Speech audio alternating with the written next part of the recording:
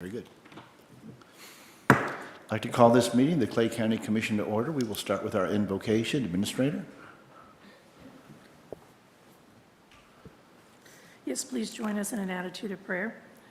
God in heaven, help those making decisions to carefully consider the relevant information that has been gathered. May those sharing information provide pertinent points so we all clearly understand. Enable all to think and strategize in ways that will achieve great results. Amen. Please stand for the pledge.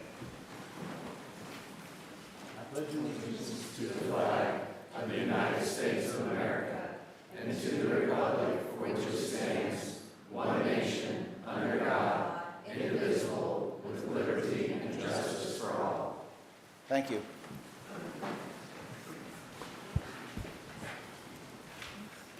Please call the roll. Commissioner Nolte. Here. Commissioner Carpenter. Here. Commissioner Thompson. Here. That brings us to approval of this afternoon's agenda. Is there a motion related to this afternoon's agenda? I'll make a motion to approve the agenda as printed. Motion has been made for the approval of the agenda as printed. Is there any discussion? No discussion, thanks. Seeing none, you are recognized to close. I close. Please call the roll. Commissioner Thompson. Yes. Commissioner Carpenter. Yes. By the way, since we have it just occurred to me, we have a lot of people here who have not attended previously. As you may have noticed, I did not vote on that last issue. According to our new constitution, the presiding commissioner only votes in the case of a tie, not unlike some mayors of some of our local cities. So please don't take my vote or non-vote on any issue as either support or non-support. That's the way our new constitution is set up, just so everybody's aware. I didn't want to have any confusion. That brings us to meeting schedule. Administrator? Yes, the next meeting of the commission is next Wednesday, April 27th at 6 o'clock here in the commission chambers for a regular business meeting. Thank you. Honorary resolutions, we have none listed this afternoon. That brings us to discussion items. There are two discussion items on this afternoon's agenda. The first one being a status report on state audit recommendations. Yes, thank you, commissioners. As the commission and the public is aware, our state auditor, Nicole Galloway, was here on March 2nd and presented the final results of the state audit that was commissioned by the residents. What you have before you is a status report on those items that were identified by the state auditor. There were 11 different categories, and there were 27 recommendations by the auditor. So we wanted to provide information to the public and be transparent on the status on where we are with those recommendations. So we put together what we're calling a dashboard that has all 27 items listed and also sort of where they are, if you wanted to know at a glance.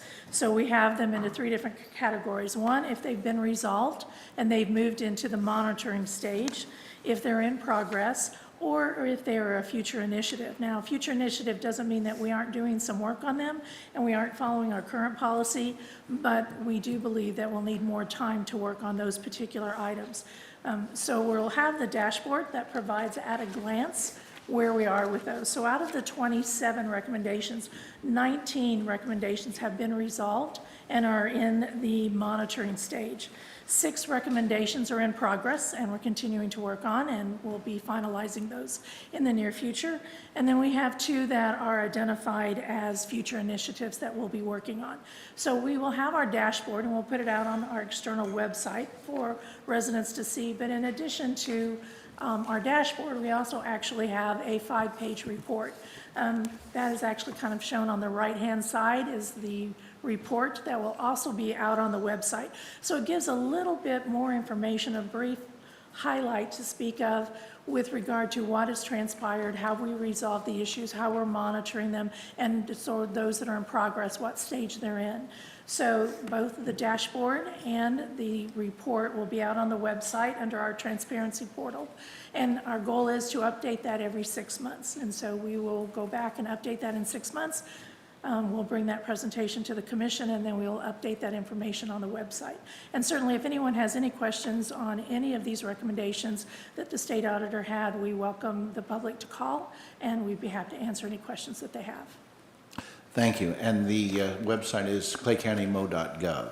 Correct. And then you can follow, there's some links that you can follow to get to it. Yeah, this, I think, helps to, I don't know if I'd quite say close the chapter, but this certainly does begin to end some of the concerns that a lot of people, citizens as well as office holders and staff had to resolve the issues that were raised over the past several years. And I just want to thank very much staff and the office holders and everyone else who worked on this. Certainly those citizens who were really the driving force to make sure that this audit went forward. It was rather a long time coming, but I think that at the end of the day, we're going to be a better county because of it. With that, are there any questions or comments from the other commissioners?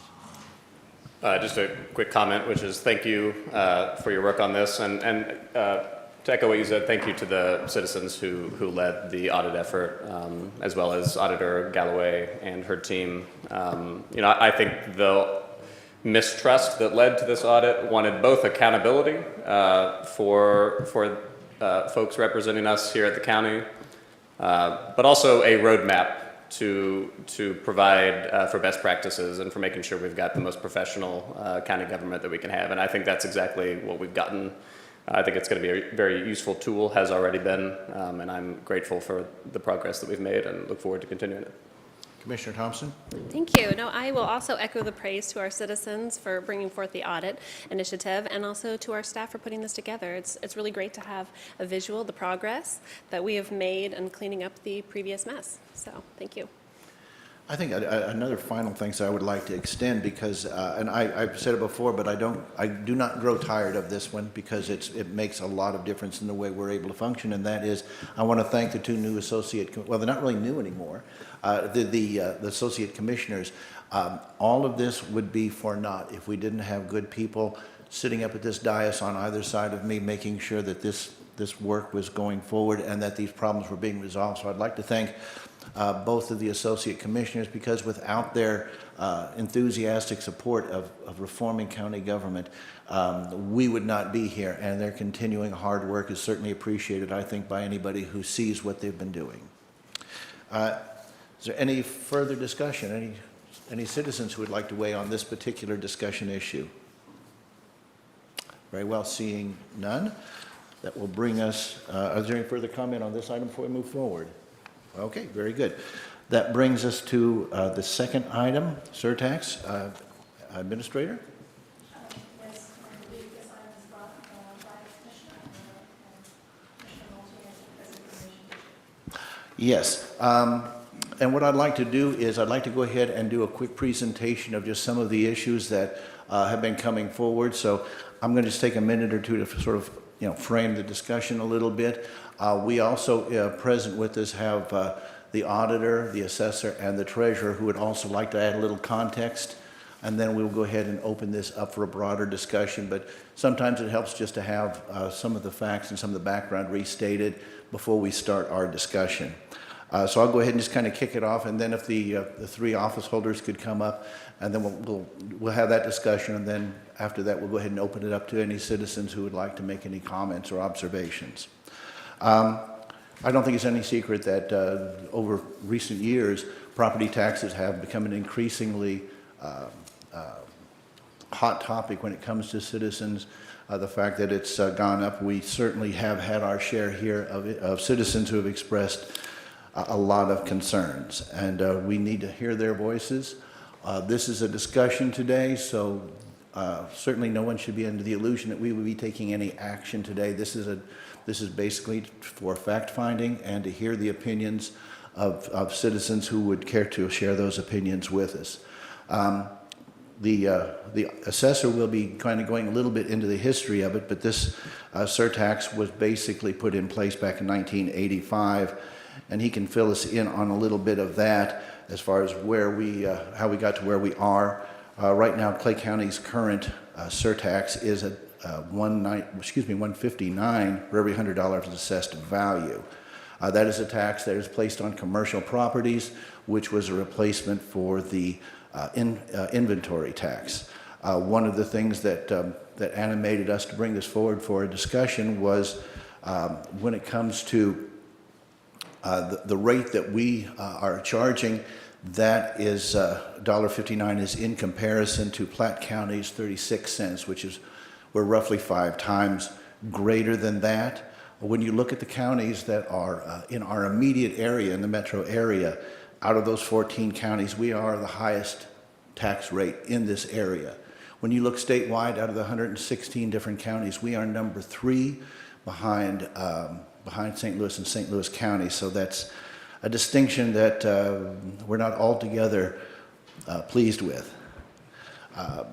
So those are some of the issues that we have. This tax obviously impacts a lot of the businesses here in the area, and the fact that it is so much higher, I think it cannot help but impact the ability for us to attract more businesses. And in fact, because of the way search firms go about looking around for site search firms, they certainly take taxes into account. I don't think there's any way that it does not come into play. So what we're looking at here is we have a proposal, because I think we need to have something that is solid enough to where numbers can be derived from it so we can have a more specific discussion. The proposal that is part of this discussion essentially comes to be a 5-year phase-in. That would be from $1.59 to 80 cents over that 5-year period. And this would certainly be impacted, this decrease would certainly be impacted by the idea that we're going to have growth and we're going to have more businesses locating. So that's an important part of what we're looking at, is how do we step this down? The reason for the step down is so that it gives taxing entities the ability to adjust as we go. I ran across a quote that I thought was very interesting. Basically, the quote is, tax policy should be based on growth. We are absolutely a growing county. We are either 3rd or 4th. Our neighbor, Platte County, is the fastest growing. That quote came from John Kennedy back in December of 1962 at the Economic Club of New York. And I think that we need to make sure that we kind of bear some of that in mind, that taxes are not just to be used for the running of our government and our services, but we need to be thinking in terms of economic growth and opportunity that will be extended to our citizens. What it comes down to is the questions that we're going to be examining today, in my estimation, are basically 2. First question is, are we okay with charging 5 times more than our neighbor to the west? Is that a problem? I think it is certainly something that needs to be examined. Certainly if a loaf of bread costs $5 here in Clay County, $1 in Platte County, I think I know where I'm going to go buy my bread. Secondarily, any change in this particular tax is going to require a vote of the people. And so that's the second question, is if we're going to change this policy, certainly we need to put it before the people. This was put in place back in 1985. So far as I know, the people have had no say in it from that day to this. Should we put it before the people and see if they think this is a good idea? So we can talk from our different points of view, but we've got to see what is in the best interest of the people, and the best way to do that is to ask them. And the most specific way to do that is at the ballot box. So with that, unless there's anything that the other 2 commissioners would like to say, we'll go ahead and speak now, and then I'll bring the others up, and then we'll have some more interaction. But I didn't want to go too long. Oh, gotcha. No, I think I'll probably wait until after we hear from the office holders, Assessor Baldwin and Treasurer Nance and whoever else. But thank you. Okay, Mr. Thompson. I'm comfortable. I can hold my questions today. No worries. Okay. Anyway, I hope that kind of at least set the parameters. With that, I think Assessor Baldwin would be the first up. Good afternoon, Commissioners. Tracy Baldwin, Clay County Assessor. Commissioner Nolte, you've kind of covered a lot of the points, but I'm going to reiterate. I kind of want to take it back and let everybody know where this actually came from. As I was preparing to run for assessor, I started looking around the office for different issues and problems. And this is a problem in the commercial department that kept coming up almost every day, probably at least once a week. commercial property owner would call and want to know what this commercial surtax was and why that they were having to pay it. There was not very many good answers. A lot of the people that were in our commercial department didn't even know how to explain this very well. I talked to the previous assessor, and what I got was it was an excess inventory tax that the people replaced in 1985. And that was about as far as I get. So I did a little bit of research, and it was put in a vote for as the people of the state of Missouri in 1985, and it hasn't been looked at since. Clay County, like Jerry had mentioned, that we are the third highest in the state. Then I started kind of comparing other counties and what other counties were, and there's really only one other county that's very close to us that's even close, which would be Jackson County, and they're currently at $1.44. And also, like Commissioner Nolte pointed out, that Platte County is 36 cents. So I felt that it was part of my duty as an office holder to bring out problems like this for taxpayers. And my job is to worry about all taxpayers, not just small and large. So I presented this to all the commissioners, and I talked with Victor, the auditor, about this when he did the changeover audit for our office from a new office holder. And it had been brought up through the audit, and then we talked with Commissioner Nolte some more, and currently we have also the treasurer, Bob Nance, that's helping with this. And we are just that. We're on a fact-finding mission to see how we can reduce this. Commissioner Nolte also pointed out it has to be changed by a vote of the people because it was voted in by the people. So we've had multiple discussions. The total amount that's collected off of the surtax is roughly $17.8 million, and that's divided up between the taxing entities. But that's kind of where we are, and we've had some different discussions here and there, and we're still continuing to have those discussions. And we have a lot of the offices that's been helping with this and talking about it. And I can turn it over to Victor. He, the auditor, he has a few of the numbers and some of the ideas that we've came up with and are going to present. So, Yes, Mr. Auditor, if you'd like to give us some information on this. And then we'll have, of course, the treasurer, and then we'll kind of open it up a bit more. Thank you.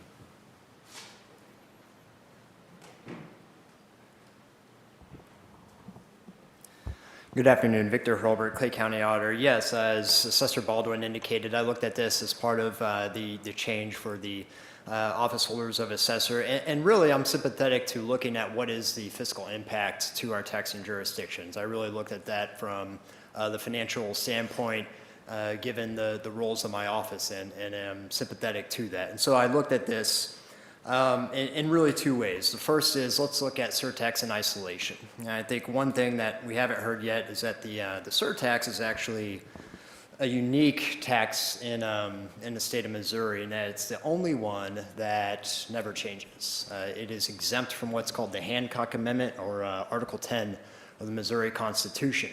And what that does, the Hancock Amendment, every taxing jurisdiction has to annually roll back their levy in order that they don't get a windfall when assessed valuations increase. They can go no higher than the lesser of inflation, or 5%. So in a year like this, of course, 5% is going to cap everyone, and so they have to roll back their property tax rate, say it's $1 per $100 assessed valuation, so that they don't get more than that. So that's kind of the restriction in Missouri law for all property tax levies. The surtax is exempt from that. So it's been at $1.59 for almost 40 years. So you can imagine that has been a windfall for local governments. So that was one thing that was very important to look at. And in isolation, when you look at that, the surtax, if we go down to 80 cents as is proposed, or half, right, and you get there, revenues keep going back up. The same situation exists. It will take a different amendment on the Missouri Constitution, statewide vote, to change that exception. That's not what we're talking about here. So when you look at that in isolation, essentially, whatever the surtax lands at, entities are made whole in time. You have assessed valuation growth, you have new construction every year, fully taxed, and so it's only a matter of time. My audit indicated 5 to 10 years. Now, let's look at property tax revenues entirely. All property tax revenues, not just the surcharge. This is kind of my second perspective of looking at this. When you look at that, you see that no taxing jurisdiction is going to have a material decrease or a need to cut expenditures or do anything of that sort. And so I would just be hesitant to be concerned in that fashion from those statements, because I'll just say in 2021, the taxes that were collected in 2022 brought in $487 million. For Clay County, we collect taxes for our taxing jurisdictions.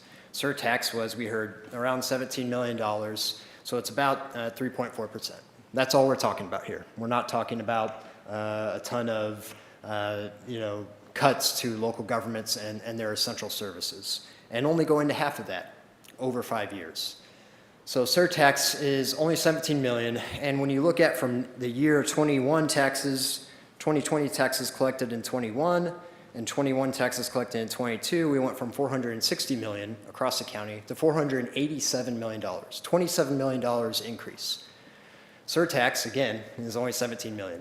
If there were no surtax, taxing jurisdictions would have netted $10 million. So that's what we're talking about of the impact of looking at reforming this surtax in a very accommodating, moderate manner. Just some additional statistics. We look at over 4 years, okay? Total property tax revenues, $420 million, 2018, 2021, $487 million. Surtax, 11 million to close to 17 million, or about a 50% increase. So again, it's because it has no constraints, it goes against the will of the people as passed by the Hancock Amendment and continues to escalate. So essentially, that's when you look at the fiscal impact. I am concerned about that. It has an impact for county government here, not just all the taxing jurisdictions. And so that's just something really to keep in mind about that. I guess in closing, the only comments I'll make is I think it's important to be good fiscal stewards as public officials in office. And I'll just say that I have never seen, I can't recall a tax cut being on my ballot, ever. I think it would be a good step for public officials and jurisdictions to gain trust with the public to do that. I think it could be a win-win for everyone.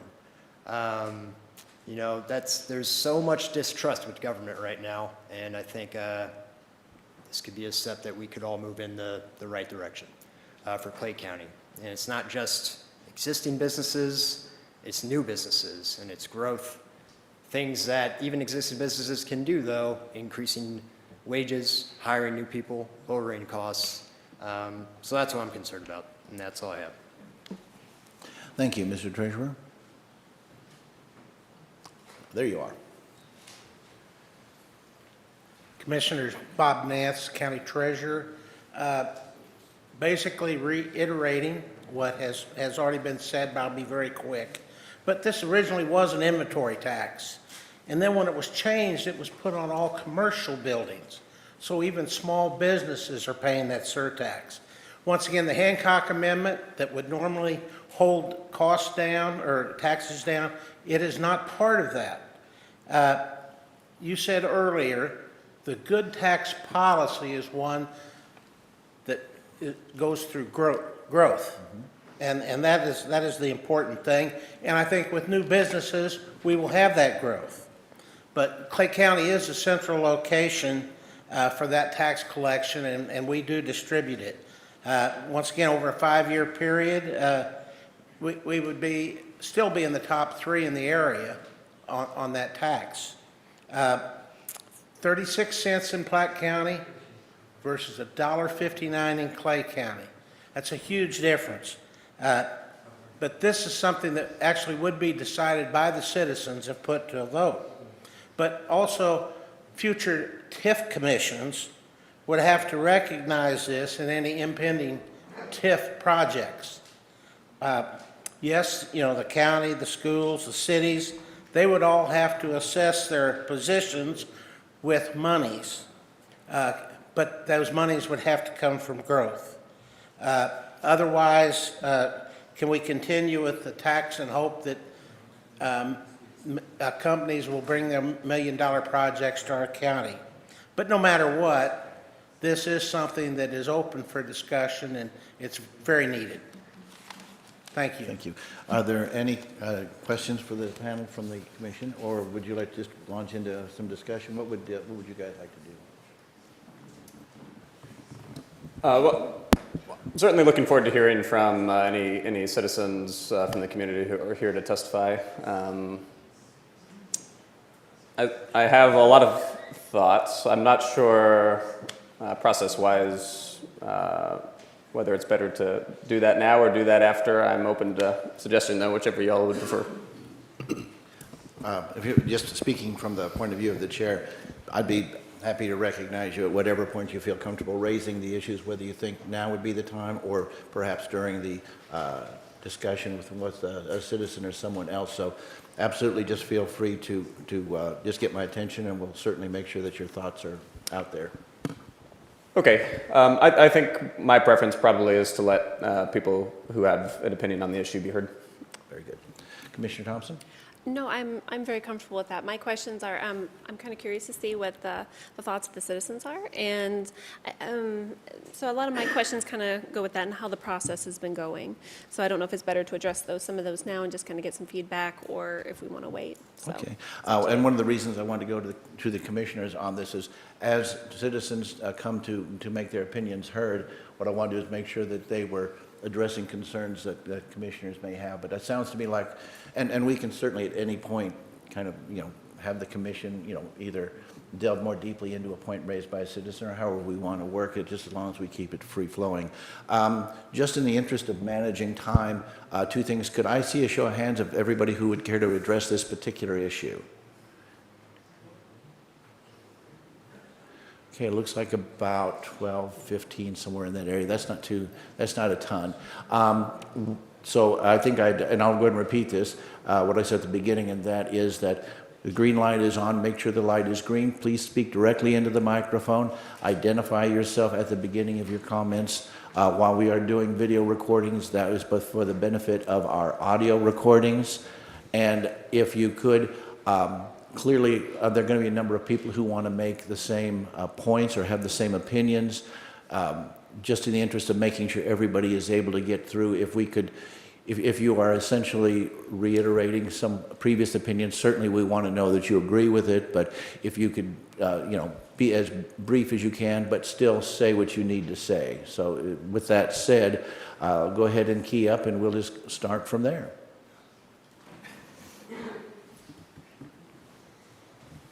Good afternoon. Thanks for giving me just a moment. I was able to send an email to you, so most of my points that you know about, so I know that we have a lot of people to speak. I would just ask that we don't look at this singular tax in a silo, that we look at the entire tax rate of these communities up, these counties up here. I think that that's extremely important. Number two, as I know, I should have identified myself. I'm Danny Clemens, Superintendent of Schools, North Kansas City School District, so I'll take care of that. I'm usually on the other side of these. So what I would say is let's look at total tax rates. I think that's incredibly important. Second, we would love to sit down and have a conversation. If that would ever be welcomed, I think we could all get ourselves to a better place, but so far that hasn't happened. And then in general, our school districts are not trying to keep development from happening. I think we are good community partners. Currently in the North Kansas City School District, there's $210 million worth of tax incentive projects. $210 million, which is equivalent to $12 million of revenue for us. We've never said no. We've always worked with the developer to make those projects happen. The Board of Equalization has been very kind to businesses within the North Kansas City School District, also providing some relief. So we feel like the businesses are getting on the front end and the back end, and now if we're going to do it in the middle too, we just need to be at the table so that we can sort things out for ourselves and understand what those revenue changes will look like for us. But certainly if we could sit down and have a discussion, that would be step number one for us. Thank you very much. By the way, one other request for those of you who are speaking, just linger for a moment because I want to make sure that if there are any follow-up questions, to your point of, yeah, I think that I think there is good to be had sitting down with, all the school districts at the same time because they will have like concerns. So perhaps that's something we can be putting together here in the near future, hopefully in the next week or so. Yes, sir. And Victor, I appreciate Victor very much, former school board member, North Kansas City. When he says it remains revenue neutral or neutral to our budget, our calculations show that North Kansas City would lose $3.5 million, which would be about 58 teachers if the surtax was to go in half. You can't lay off teachers, can you? I mean, I certainly can, yes, sir. well, perhaps looking at the well, I wouldn't say yourself, but maybe there's some six-figure salaries that could be examined also. But do either of the commissioners have any questions? I do. Please Thanks. go ahead.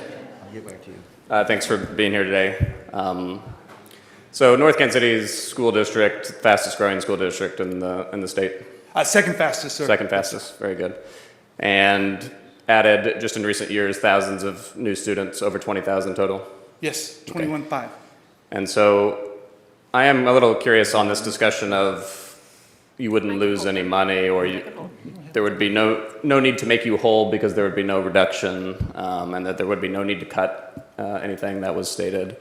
If we do nothing versus if we pass this, you're saying that there's about a $3.5 million per year difference between those two realities, right? Yes, sir. We currently get about $7 million from the surtax. So we went with 3.5. If you reduce it in half, that's how we did our calculation. Very, very basic calculation because we haven't had the time or the opportunity to sit down with staff yet. Right. Well, and it makes sense if you're getting about $7 million from this tax revenue, that if we were to cut it in half, that you would expect to lose about half of that revenue, right? Yes, sir. Okay. And you're saying that's about 58 teachers per year? Yeah, with our calculation, average teacher pay divided into $3.5 million ended up at 58. Gotcha. And as, projections are that we're going to continue growing the North Kansas City School District. Yes, sir. Our Is that- demographer tells us it will grow about 300 students per year for 1,500 over the next 5 years. So presumably hiring additional teachers to meet the increased Yes, sir. number of students, okay. I appreciate that. It was also suggested that we ought to pass a tax cut because folks don't trust government anymore, and a tax cut might help to address that. So specifically, the North Kansas City School District and other school districts as well would be most impacted by a reduction in the surtax. Has it been your experience that the residents of Clay County or the North Kansas City School District are unhappy with their school district or the results that y'all are providing? No, sir. As a matter of fact, since 2017, the Hancock Amendment has allowed us to roll our tax levy back by 76 cents. Very good. And each time a bond and levy is on the ballot, it's passing pretty overwhelmingly, usually 75 or 80% support. 79 last 2 Tuesdays ago. Very good. I also just want to clarify one thing. If we were to reduce by several $1 million the amount of money going into the North Kansas City School District by a reduction in this commercial levy surtax, would you all have to make up that revenue in order to replenish the several $1 million? We would either have to reduce staff and for Commissioner Nolte, and maybe it wouldn't be teachers, but we would reduce staff, or we would go to the voters and take this commercial surtax and ask our residents to make up the difference. Right. Every resident of Clay County. So that's part of my concern here, frankly, is that when it's suggested that we ought to do a tax cut to regain the trust of the voters, this would be a tax cut that would hit a select group of folks in the commercial real estate world. And most individual taxpayers would see no benefit from it. Is that fair to say?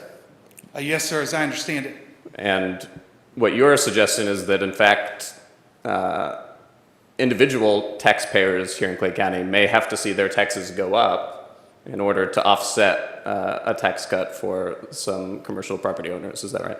Yes, sir. I think every penny is about $250,000 in North Kansas City schools. So it'll be several cents to make up the 3.5 million. Okay. Well, I appreciate your time today. I think this is an important topic, and I appreciate everybody's passion on the side of reducing this surtax. I do think it's really important as we go forward for our school districts, for our municipalities, for every taxing jurisdiction that would be adversely impacted by a reduction, for you all to be engaged in the process. Because if we're talking about multi-million-dollar reductions to your budget, obviously it makes sense that you would be concerned. And I do hope that this discussion will lead to a furtherance of that discussion with you all. But I appreciate your time. Commissioner Thompson, did you have any questions of the superintendent?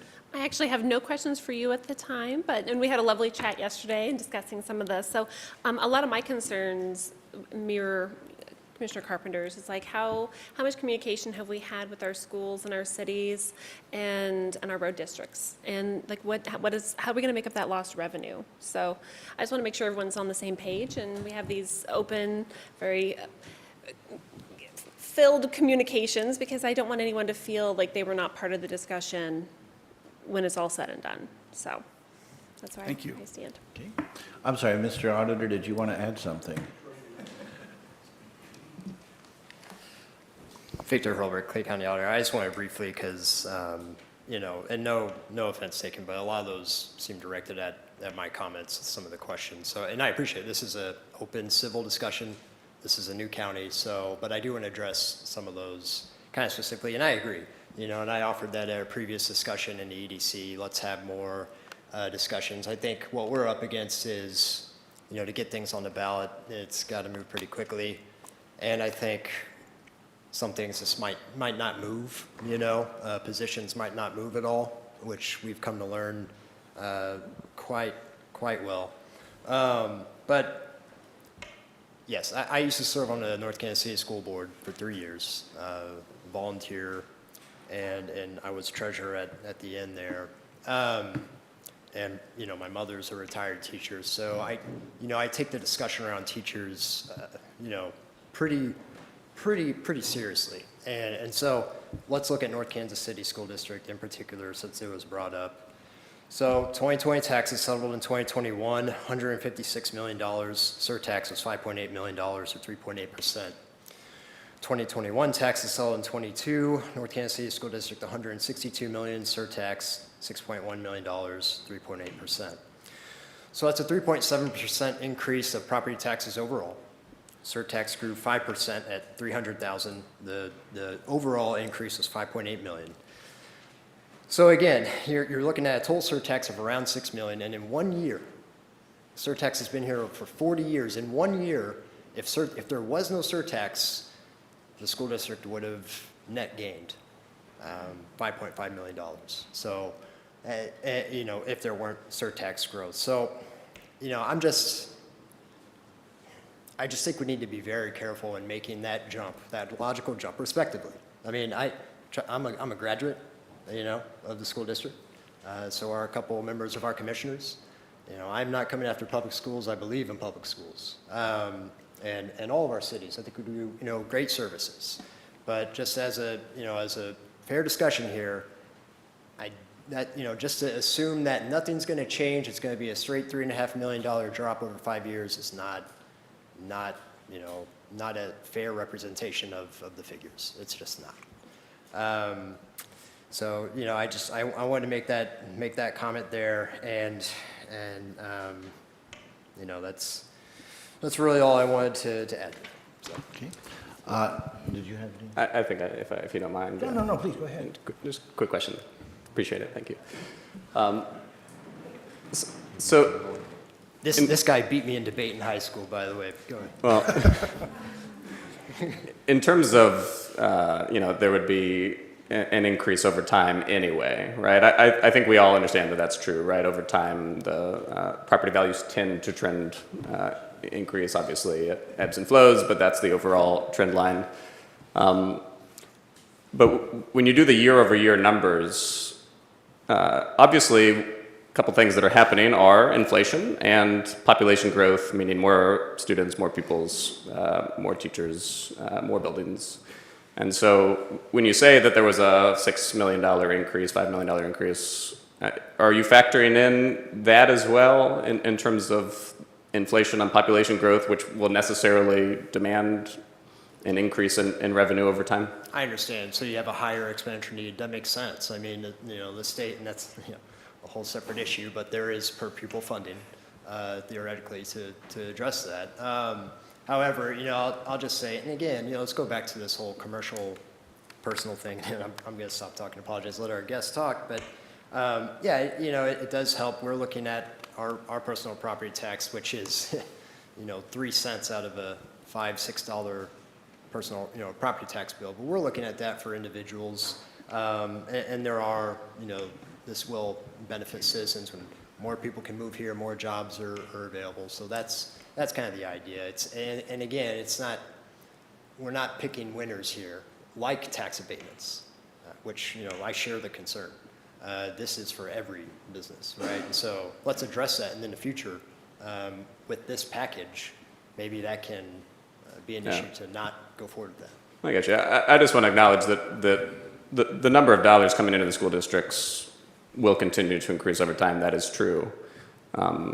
But isn't it also fair to say that it would increase more to keep up with the growth of the student population as well as inflation versus if we were to reduce the surtax by half? I mean, isn't it fair to say that if we cut the surtax in half, that fewer dollars will go to the school district and our municipalities and other taxing jurisdictions?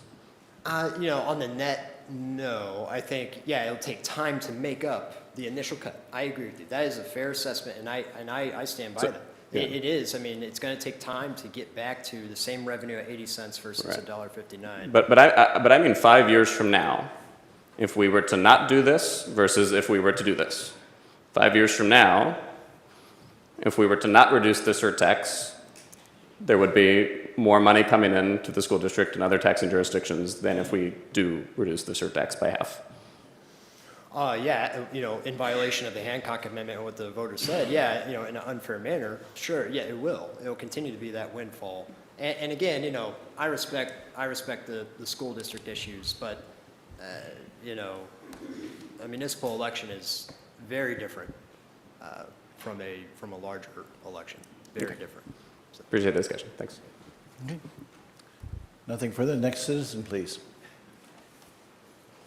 Good afternoon, Commissioners. I'm actually here on behalf of Mayor DeLong from the city of North Kansas City. He has asked me to read a statement. He was not able to join because we didn't know that this was going to be discussed previous to this morning. So By I'm the going way, to go ahead and would it read be this. possible to go ahead and get a written copy also so that we have that as well? Once you're way ahead of me. Thank you very I try to be prepared. much. It's the scouter in me.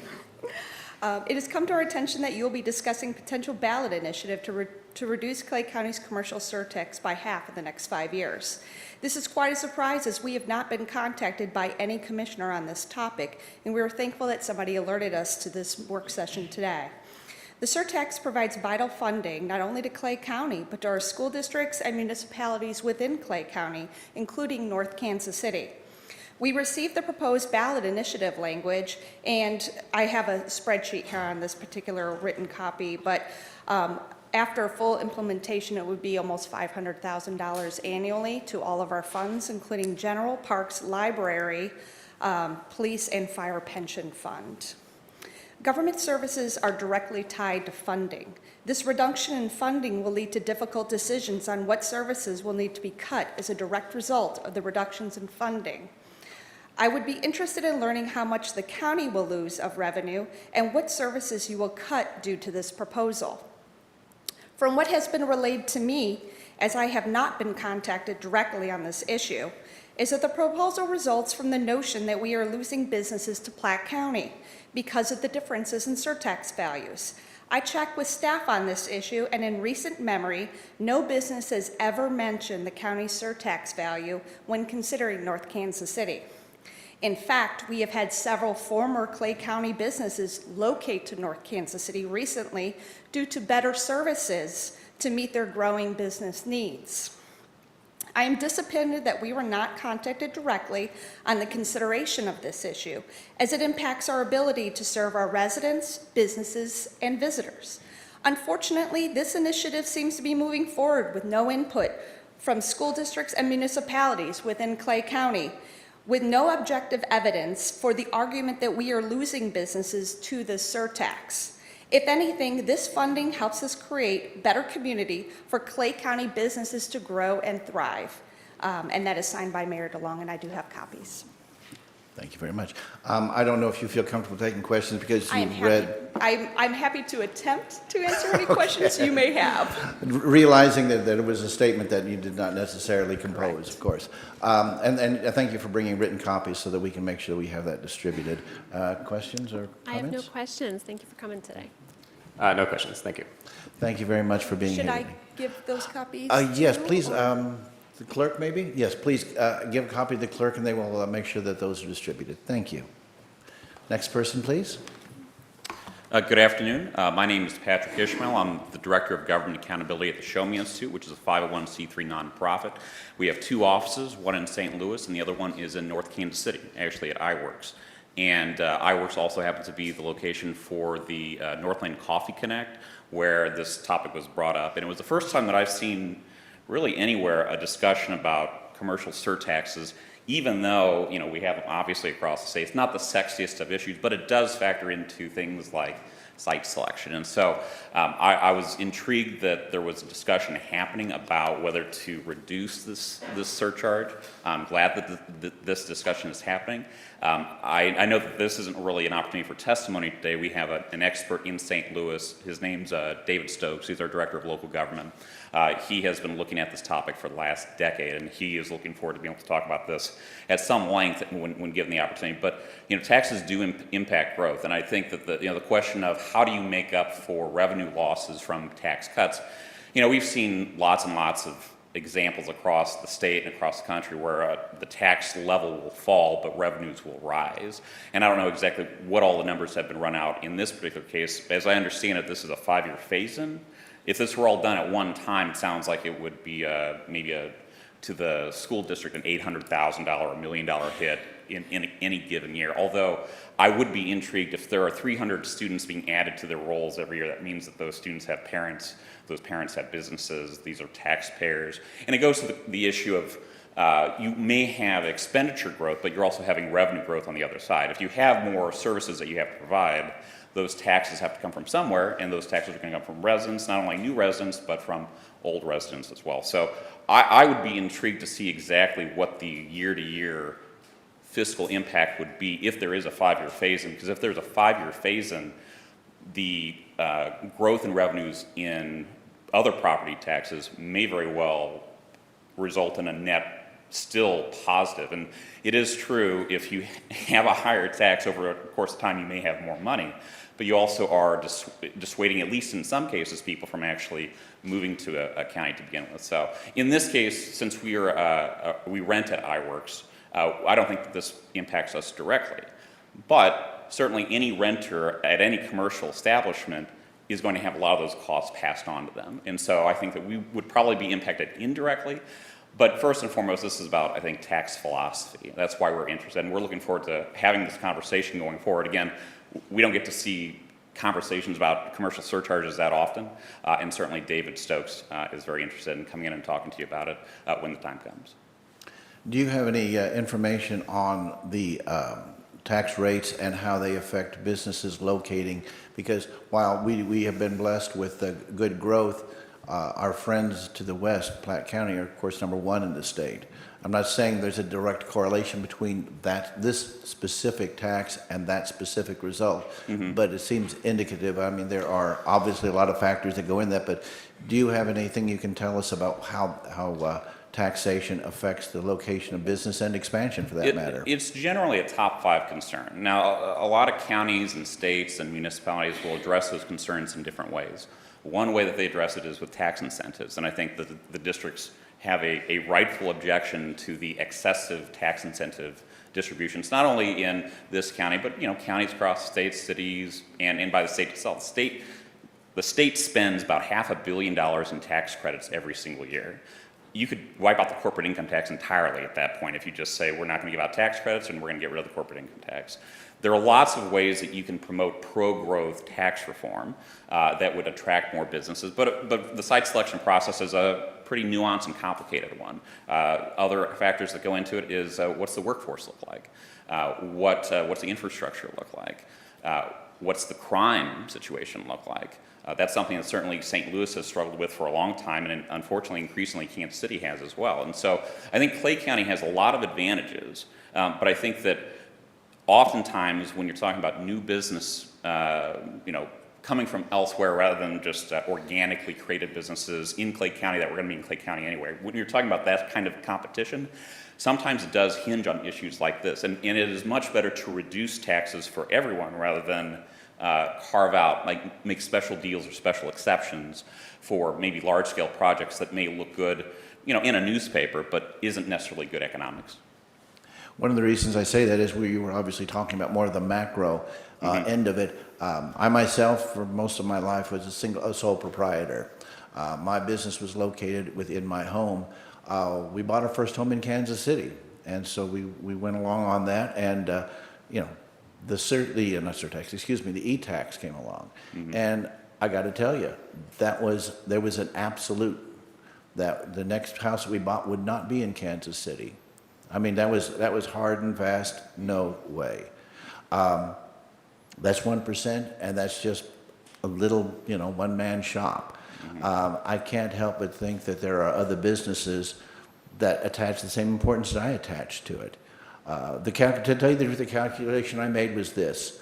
The amount of money I was paying in my I'm sorry, I've got that on the brain now. The amount of money I was paying in my e-tax, I figured if we moved back into Gladstone, which we did, that would be money that instead of paying the governmental entity would go towards the house payment on a little bit nicer house. That seemed to be, I felt that I would rather invest in our family and in our home than in this case, the city government that we were under. So I realize that there are a lot of different factors, but to somehow think that taxes do not play a part in the decisions that businesses make to either expand, stay, or even perhaps relocate outside of this, I think it depending on the situation, it may or may not be the determinative factor, but it is always a factor. Anybody who's had a business and sat down and had to write out those checks, it doesn't matter whether it's $1 or 100,000. It makes an impression when you have to write out that tax money and hand it over. It becomes very real, and you start focusing very much on what is going to make your business viable. I agree. Are there questions or comments? Thanks. Okay, Well, please. thanks for being here. I have enjoyed over the years discussing tax policy specifically with folks from the Show Me Institute, and I genuinely have enjoyed those discussions. And I want to appreciate you acknowledging that obviously there are a lot of factors that go into business relocation and that go beyond just something like a surtax, and that includes, you mentioned workforce readiness, crime, infrastructure, quality of life, all those things. Quality of education as well. Absolutely. And so, what I would contend is we're doing a pretty good job here in Clay County with our school district, with cities like North Kansas City that we just heard from, where development is booming, and in part because we have a stable and effective sources of tax revenue to provide really effective outcomes, whether it's for our students, for infrastructure, et cetera.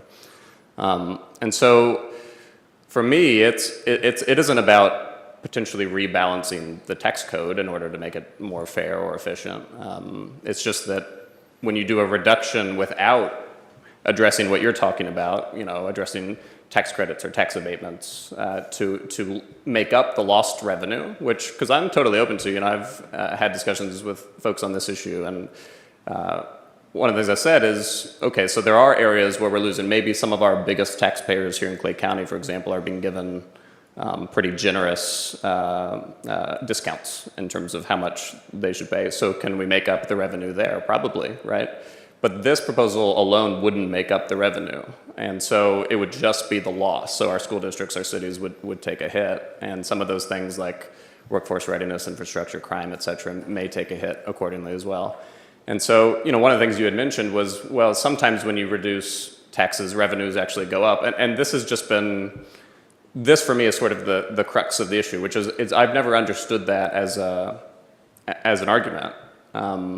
We've got our county sheriff here just recently here in Clay County. We renewed a sales tax to provide money to the sheriff. Nobody was suggesting that in order to make sure the sheriff's office still had enough money that instead of increasing the sales tax, we ought to decrease the sales tax because then that's going to lead to more revenue. Or same thing with the fuel tax that recently went up. Nobody suggested that we ought to decrease the fuel tax in order to get more revenue for roads, right? So there's a pretty logical understanding that when you have a tax rate like the surtax, if we were to cut it in half, we're going to get less money.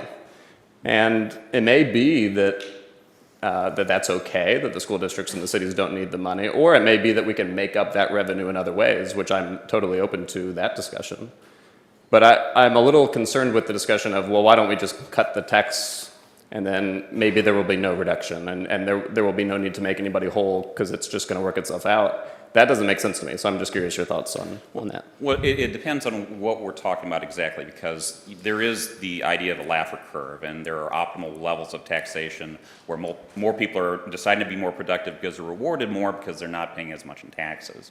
I think that's pretty well accepted across the economics world. But I guess my point in this particular context, though, is that if the notion is that by reducing this tax, that revenues, property tax revenues on the whole will fall, I don't know that that is actually proven out, because property taxes, I think naturally, the revenue from them naturally rises in general anyway. And so if you are having, even if you start reducing this tax, especially over a 5-year period where it's not reduced in half immediately, but reduced in 5 increments as you go down to half.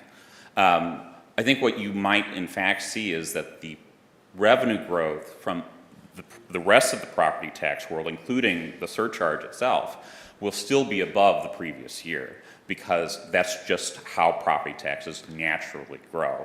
And so it is true that the revenue from the surcharge may go down, and it almost certainly would go down, but the question is whether or not that surcharge would go down to a greater extent than other property tax revenues would go up, and to what extent it would actually impact services. And I don't know that under this particular plan that there would necessarily be a shortfall, because it sounds like property tax revenues in general keep going up anyway, like they kind of do everywhere. So my argument isn't that by reducing the surcharge you will automatically see an uptick in new business creation or what have you. That's not what I'm saying. What I'm saying is that this particular plan seems to reflect a phased-in approach where the actual impact on the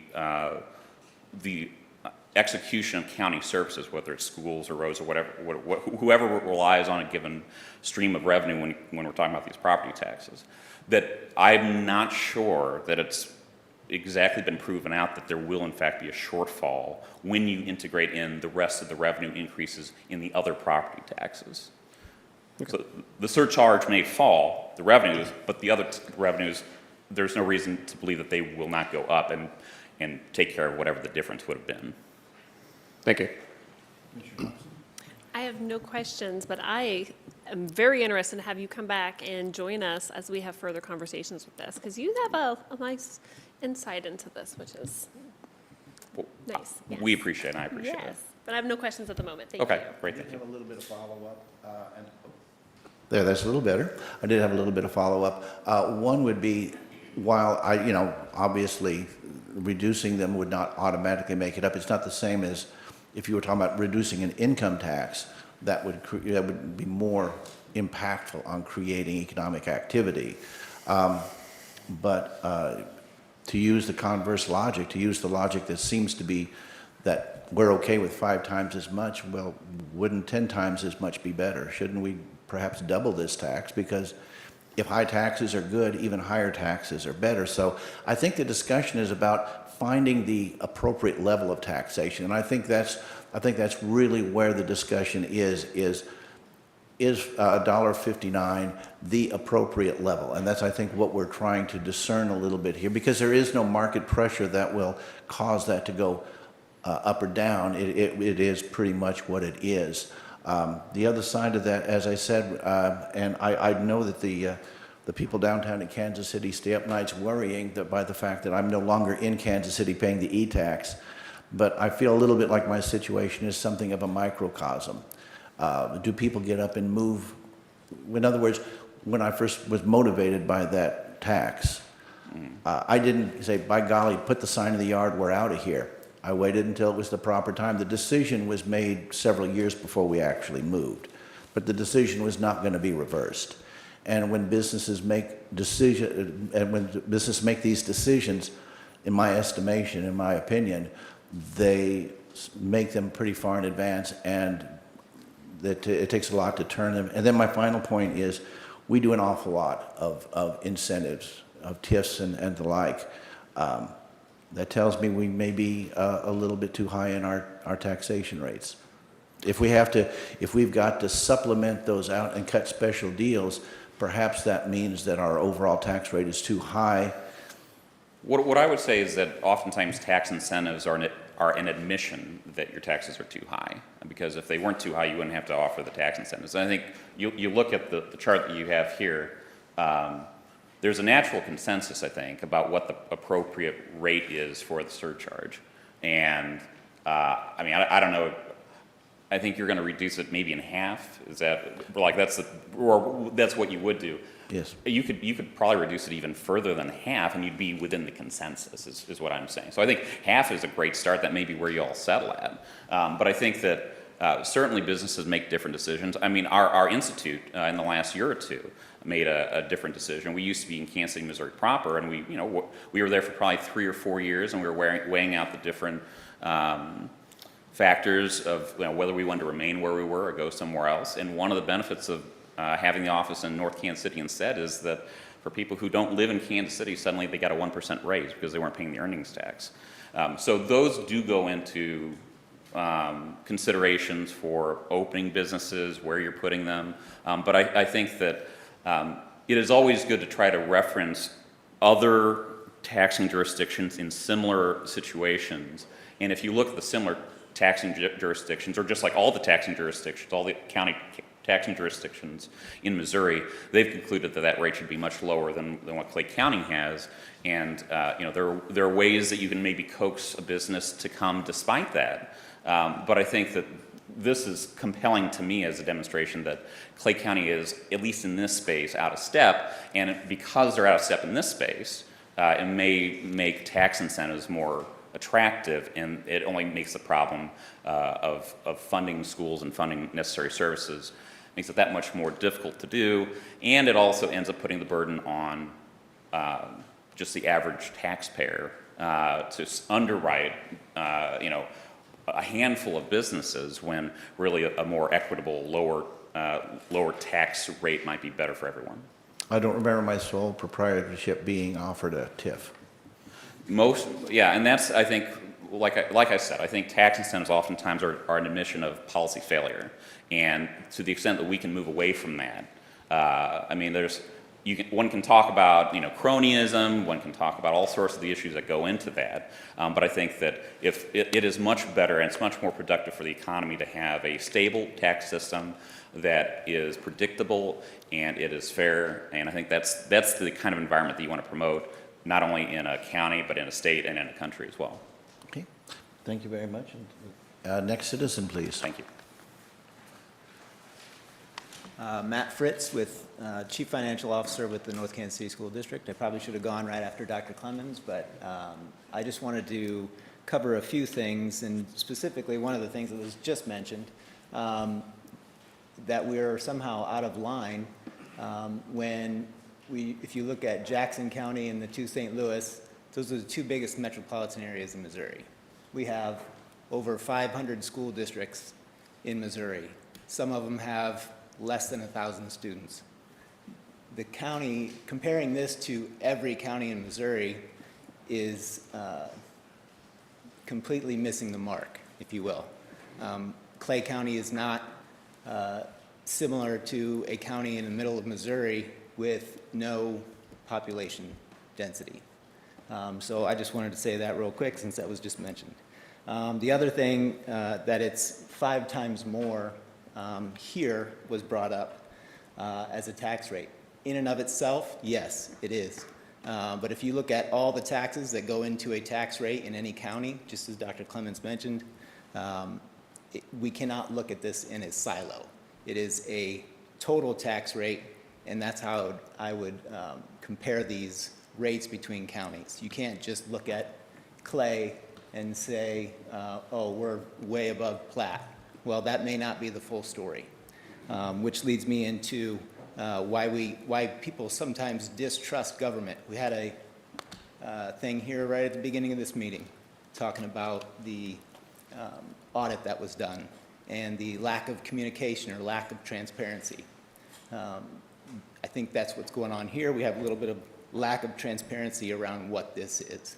Excuse me. And the last thing I wanted to mention, it was brought up, this rate hasn't changed in 40 years. That's right. This rate has not changed in 40 years. And that means it hasn't gone up, it hasn't gone down. Every other tax rate has probably gone up in that time, to be my guess. So if anything, why aren't we asking why this hasn't continued to increase with inflation or anything else in the last 40 years? So that's all I have to say. Are there any questions or comments?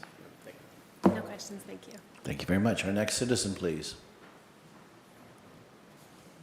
Commissioners, I'm Shauna Funderburg, Chief Strategic Operations Officer with the City of Liberty. So today I would just like to say we would like to be on the record. We do have concerns with this change in the surtax, and we would like to respectfully request a seat at the table in discussing how it impacts our city and other cities in Clay County and all of the school districts. As some of the other people have mentioned, it seems to have been, the decision seems to have been made in a vacuum without talking to the rest of the interested parties and how it affects all of us in our services. I will tell you every day from a city perspective, we are fighting every day to have funds to pay for critical services, especially public safety right now. We've got 2 chiefs here, fire chiefs, and we've got the Clay County Sheriff. So we would really enjoy sitting down with you all and having a discussion, and also curious how the new rate was decided, and go from there. Just a quick question. So you've got your 2 chiefs here, and the sheriff is here. The sheriff, are you testifying on this matter? Not today. Thank you. We don't wish to testify. I just wanted on the record that we are concerned, and the City of Liberty would like a seat at the table. Yeah, but you'd mentioned and I understand you mentioning the individuals who work for the city, but then you mentioned an individual who is with the county, so I was wondering if you were implying... Just noticing he's in the room, sir. I'm sorry? Just noticing he's in the room. So. Okay, because I took that to mean that you were implying that he was weighing in on this subject, and I wasn't aware that he was. No, Good. not at all. Thank you. Any other questions? Thank you. Next citizen, please. Good afternoon, Commission. My name is Randy Pogue, and I have the privilege of serving the residents of Kearney as their mayor. I know the 3 of you, and a little disappointed, to be honest, that I find out about this matter today on the agenda. You know, collaboration and working together is a beautiful thing, and you know, I just want you to know that my board and our staff is always willing to collab with our county government and work together.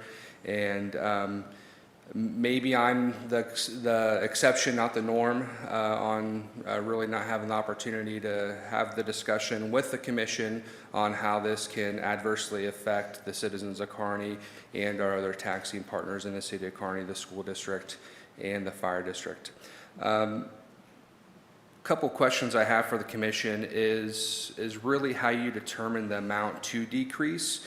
When you look at the spreadsheet here, you know, I think we're comparing ourselves to Platte County, apples to oranges in my opinion. I would be interested in knowing specifically, you know, they have an airport, they have other things, amenities that we don't have that would, I think, affect a decision on moving to have a business rather in Platte County or Clay County.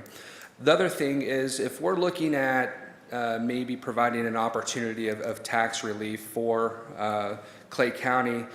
I believe in the early 2000s, at that time, the commission at that time passed a 0.25% sales tax with a promise to eliminate to roll back rather the tax levy. That in itself, I believe, can be done by a simple vote of the commission, something that doesn't have to go to the taxpayers.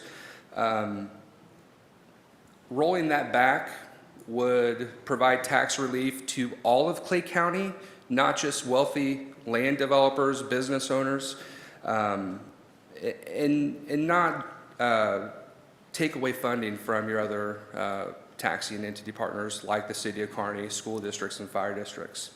So just wanted to make sure I'm here today and put on the record that I'm willing to work with the commission and would appreciate the opportunity to continue discussions and collaborate on this matter. Sure. The 80-cent figure came from kind of putting it in the mid-range of the larger counties, like Greene County and those. So while not scientifically gotten to, we needed to have a number so we could start putting hard figures together, because to ask your opinion, we couldn't really do it without a solid number that you could put in and say, okay, here is what it means to us, dollars and cents. So it's a figure that is there to make sure that we can at least start getting our arms around what the actual amount is.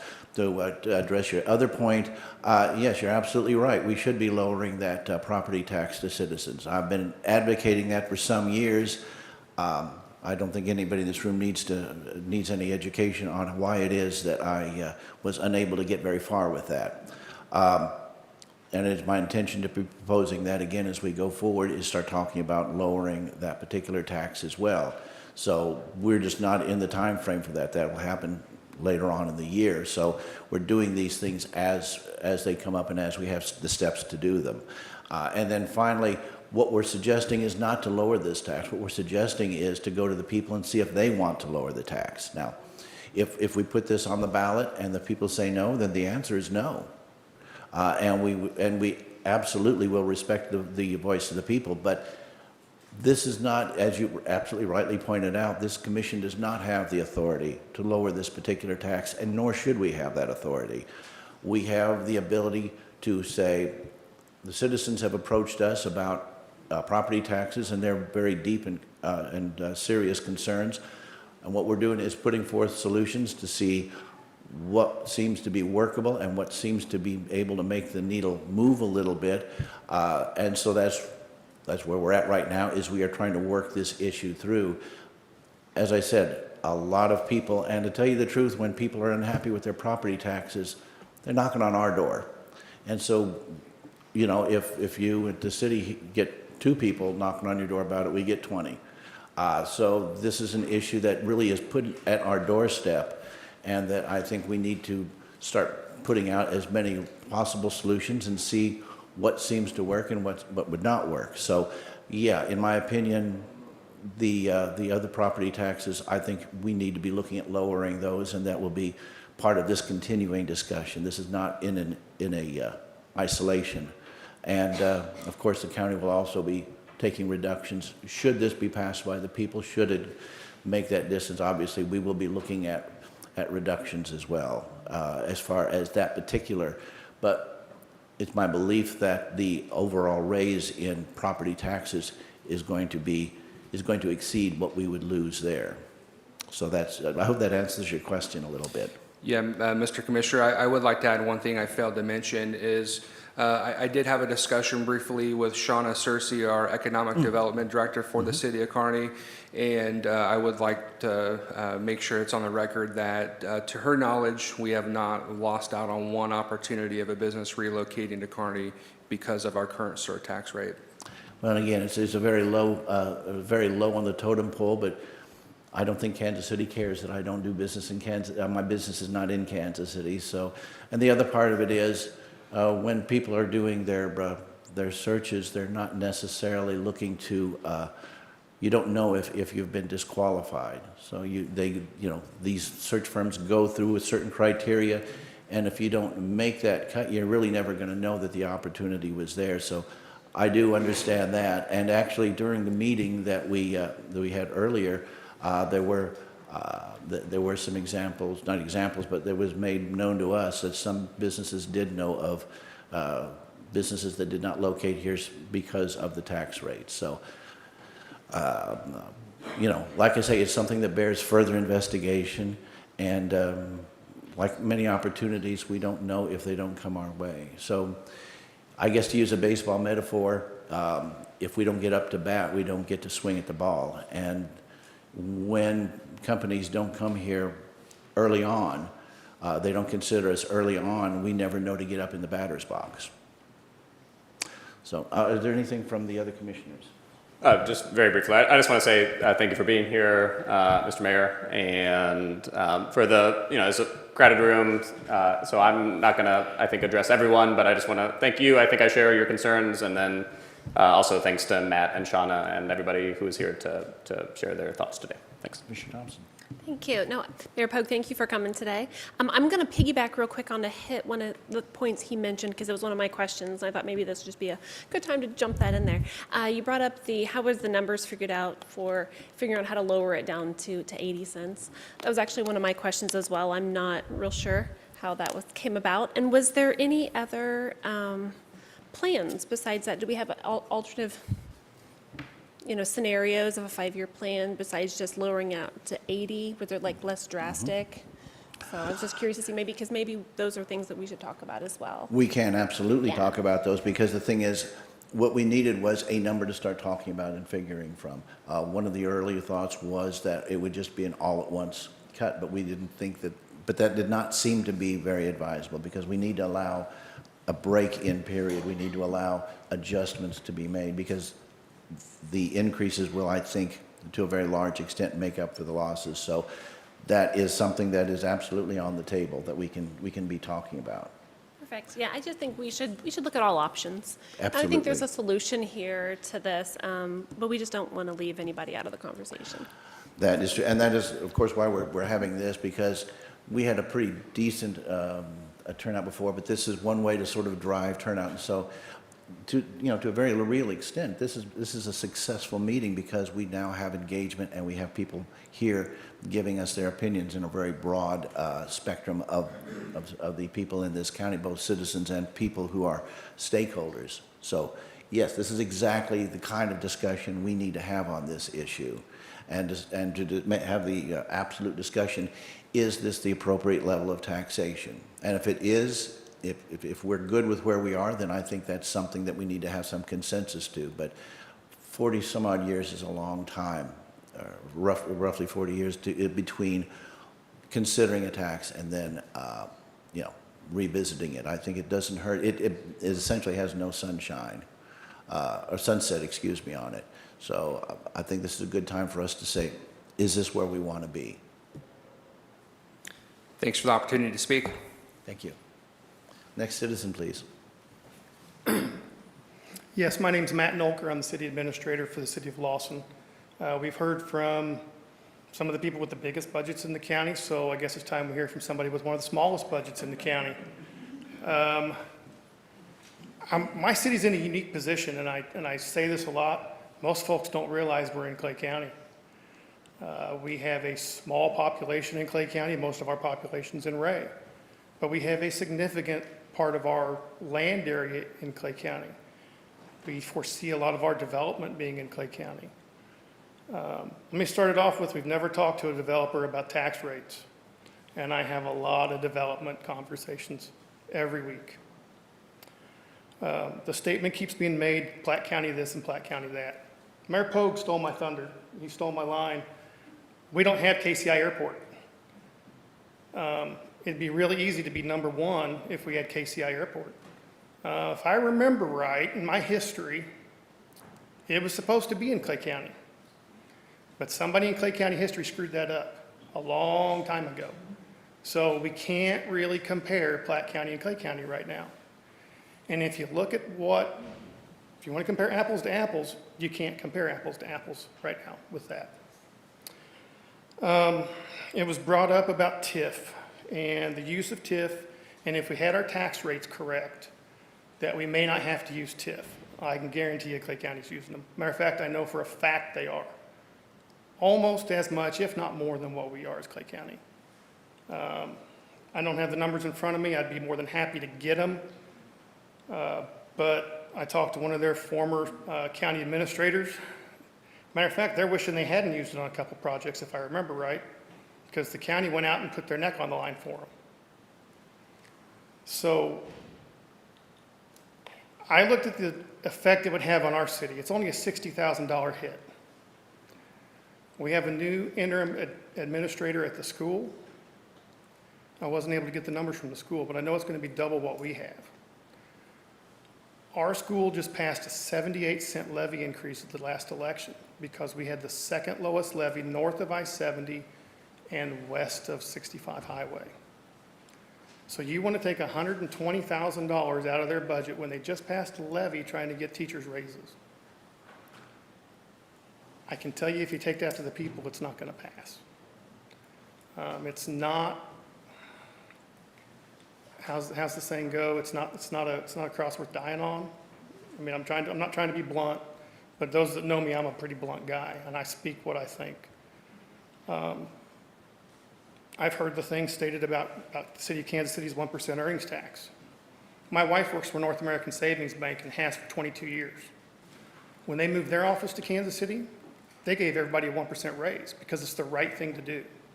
That was their corporate decision to move to Kansas City.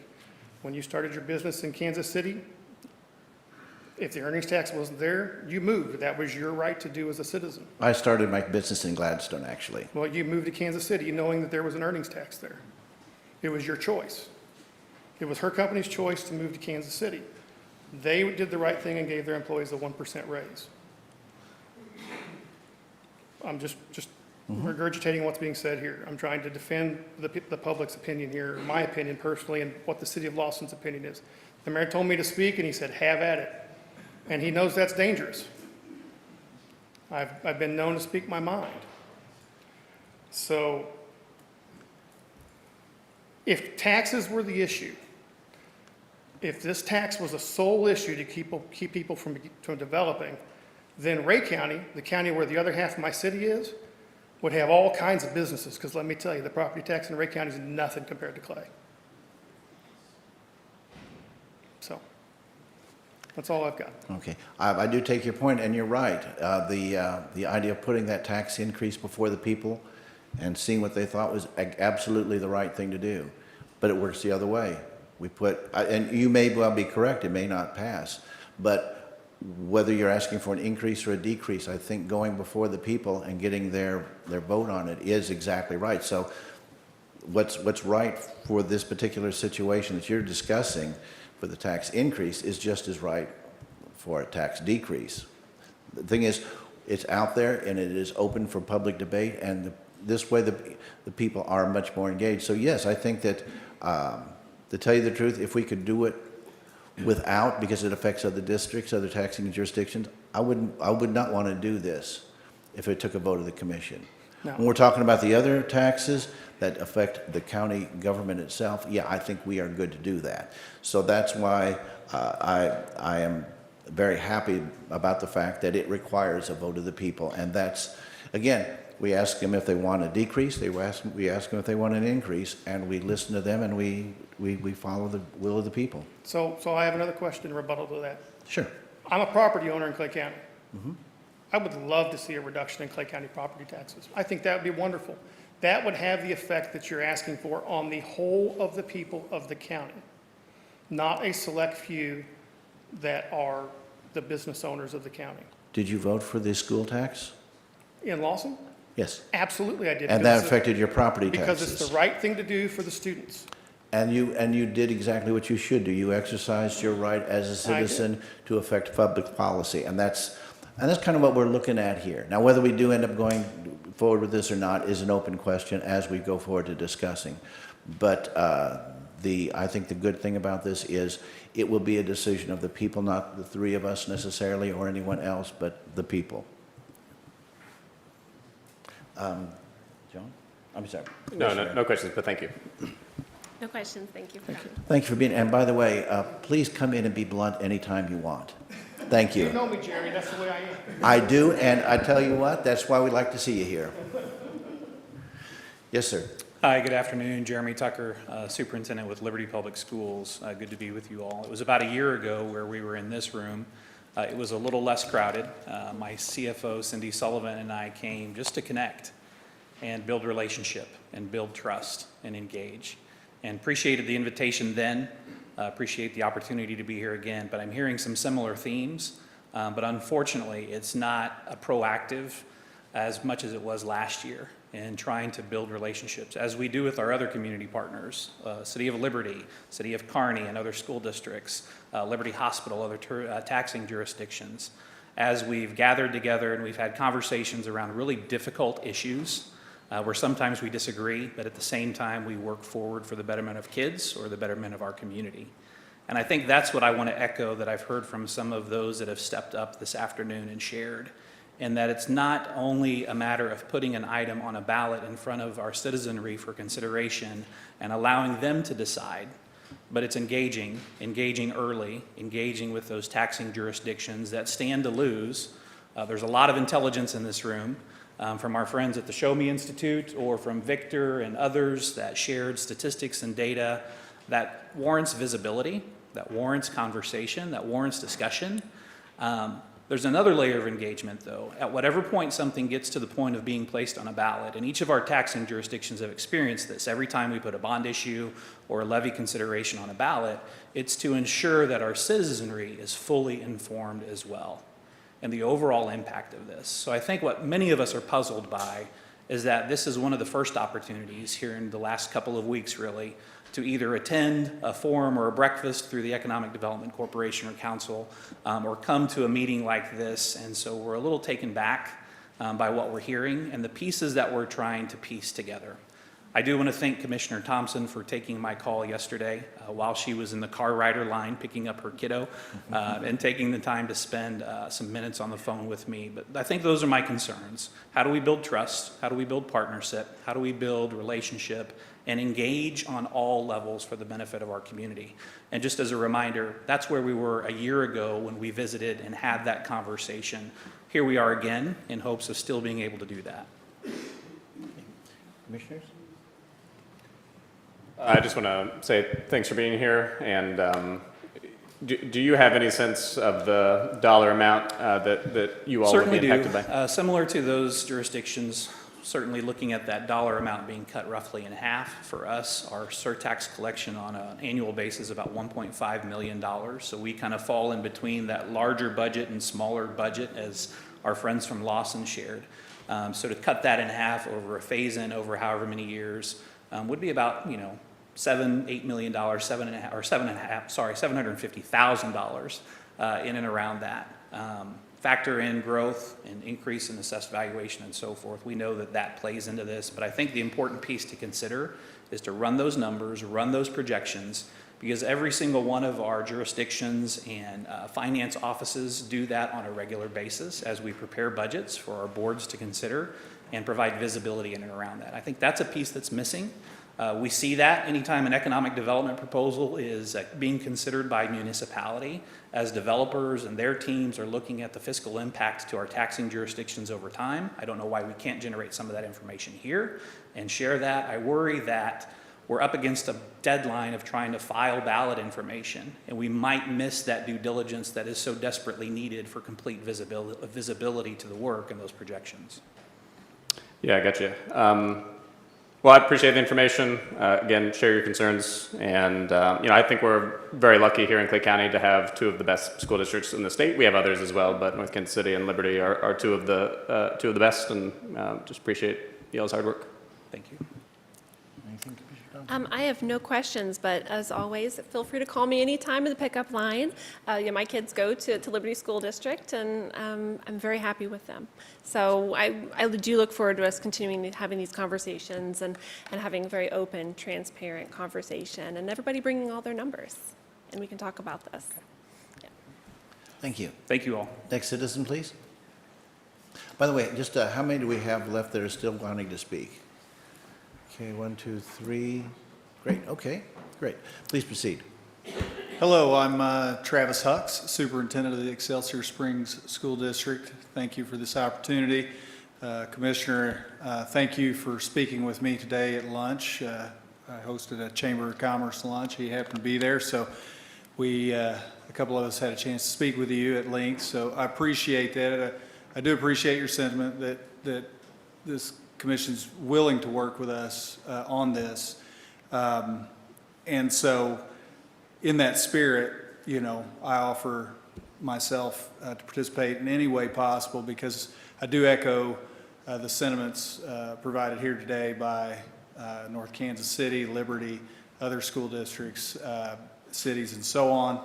For us, we are a smaller school district, and we would expect to collect around $360,000 in total. So if this were to cut in half, you know, half of $360,000 would be our expected cut. And in a small school district, that's significant money. That would be a problem for us that we'd have to overcome. And then, you know, we did talk about, you know, phasing it in, maybe reducing the pain, but it's pain nonetheless, right? And the auditor mentioned the Hancock Amendment. You know, we're subjected to that. And, you know, inflation's running, let's say 7% right now. We'll be capped at 5%, so we're gonna lose out when it's time to reassess anyway. So this only hurts us further. I would ask that the commission not only consider this in a silo, but actually consider other opportunities to make up the revenue. I'm all for appropriate taxation. I pay the taxes as well, and I happily do it because I know good services cost money. And so if we could look at it more holistically, in that not only maybe reducing this tax, but where can we make up the difference, you know, to do so that maybe we're not harming these business partners. The people from the Excelsior Springs that I've spoken with have indicated that it is not a top 5 reason. I have heard others who've spoken today say that it is, but, you know, we want business growth that drives taxes, you know, that drives revenue. We want that. So I would just I would ask that we start this conversation. We talked about, or someone else spoke earlier about, you know, we want to keep this moving along. It seemed, the sentiment seemed to be we're in a hurry because we want to get this on the ballot. And, you know, I think of the tortoise and the hare. You know, we've been using analogies here. You know, sometimes you got to go slow to go far. You know, slow and steady wins the race. I don't think this is something that has to be rushed. There's future ballots. I don't know why that it would have to be on this one, especially if we're discussing it this late. I think in the interest of the citizenry, we take the time it takes to get what we think we need to put on the ballot versus rushing a ballot, because some positions may not change, as mentioned by the auditor earlier. I would also note that, you know, it's syntax maybe, but, you know, the funding was spoken as it's only 17 million, not a material effect. I think that cuts both ways. If it's only 17 million and it's not a material effect, why are we spending time on it? You know, so I appreciate the time.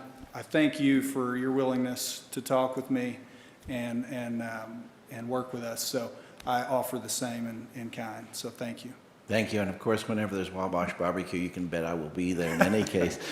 Something that just struck me was you had mentioned a rush to put it on the ballot. Is there some thought that the thought is to put this on the August ballot? I might have misheard. The auditor is more welcome to come up here and correct me, but I thought I had heard in his statements that one of the rationales behind this movement was because of that, you know, a high get on the turnout ballot, election, and that positions might not change.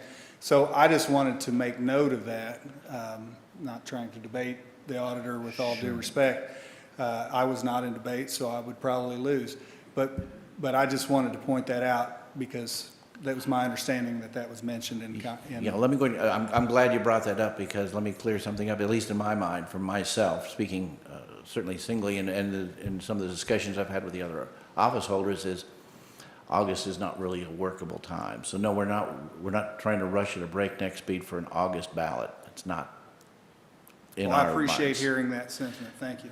And so, yeah, that for a number of reasons, not the least of which is it gives us time to talk. And that is, of course, the purpose behind this exercise was to get people here and start talking about it and start working through this thing.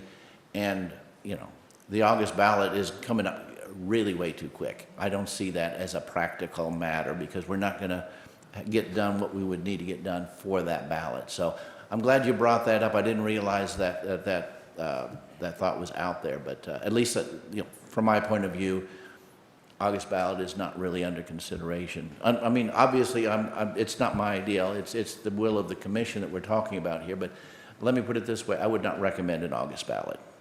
I appreciate hearing that. Thank you. Any other questions or thoughts? I will go ahead and say that I do not foresee this going on the August ballot. I will say that for sure. So at least speaking for me, and I think if Commissioner Nolte agrees with that, I think this is just one of many conversations that we're going to be having and just opening the door and making sure everybody gets invited to come discuss this further in detail. Thank you. I believe you just got at least the majority. I won't necessarily ask Yeah, Commissioner I feel like Carpenter, there's but I a believe you've got majority. the majority of the commission. I don't know if you want to comment on that or not. Well, I think I would just add that I don't think there's any guarantee that it's going to go on any ballot. And so, you know, the discussion's being had, and I agree it's good to be having the discussion, but, I take y'all's concerns about the loss of revenue, especially if we're not going to have any offsets I take those concerns seriously. Thanks. Very good. Next citizen, please. My name's Dave Hargis. I'm the fire chief of North Kansas City, and he stole my thunder. I was going to talk about this is not something we move quick on. And the fire service, there's things we have to do quickly, but getting stuff on the ballot, we need to have those discussions. And I'm not going to beat up the tax. I'm a fireman, okay? And a little different perspective than a lot of people in the room. My mayor and city administrator is going to tell me how much money I have to run the department next year. And if it's not what it was last year, I have to make those decisions, what goes away. We don't do more with less. I mean, I know that's a popular catchphrase, but public service especially, we don't do more with less. We do less with less. And then it becomes my decision, Chief Mills, Chief Aiken, what that less is. So just keep that in mind when you're talking about lowering that, when it will effectively be a real reduction in money to our organizations. That's all I got. Any questions or comments? Very good. Next citizen, please. Is there anyone else? Oh, yes. I thought I saw someone else. Good Looks like you're batting afternoon. cleanup. Yes, thank you. One of the things I didn't hear you say today was, why is the tax so different? And the tax is a result of the amount of revenue you were collecting back in '85. It was established to generate the same amount of revenue. So in some ways, this represents what the economic development was in the '80s. So Clay County enjoyed a much greater economic development than Platte County did. So that answers that question. I've heard that question answered many times, but I've never heard anyone really state anything in regards to this. As you know, we're all impacted by this decision. We do want to sit at the table and have the conversation. It's not easy to rearrange your whole day because you've heard first thing in the morning that this is what's going to happen this afternoon. Wouldn't miss this for the world. Needed to be here to just state that it's important. We want to have a conversation. We think that we can work something out that can be meet with all of our needs. I respect Victor very much. I appreciate the statements he made and the figures he quoted, but I can't know that those are going to be true for my community without having that conversation. So as I think we all share that we strive for low taxes, but we don't strive for poor quality of services. And so that has to be part of the equation. That's really all I wanted to share. Questions or comments? No questions, thanks. Is there any other citizen who would care to comment? Seeing none, I just want to say, and I think I speak for the other commissioners on this, that we certainly appreciate the participation and the fact that everyone showed up and gave us their opinions, and certainly this is an ongoing conversation. As I've said before, the idea is to come up with a discussion on a topic that we've gotten an awful lot of citizen feedback from, and this conversation will, of course, continue. So thank you all very much for being here. That's going to conclude our discussion on the surtax. We've got a lot of people here, and we've been here for a little bit. Let's do this. We're going to stand at ease for about 5 minutes, give a chance for those who would like to clear the room, and there'll be a number of citizens who want to stay for the next issue. So we will come back at 15 minutes before the hour. Thank you.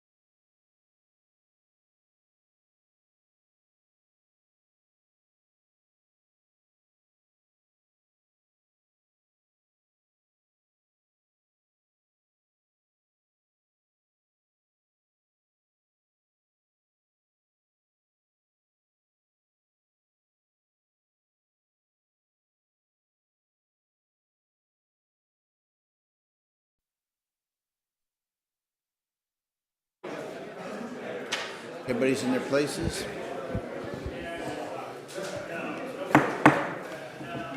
Thank you for your patience. We are back and we will resume our meeting. We had just concluded with discussion items, public hearings. There are no public hearings scheduled for today's meeting. There is no consent agenda. That brings us to the first issue on a regular agenda, 2022-133. And I would just make the observation that this is a work session so that we will not be voting on these items, but deciding whether they go on next week's agenda and where they go, whether consent or regular. So just to let you know what our procedure is, because there may be some people new to our meetings. With that, Administrator?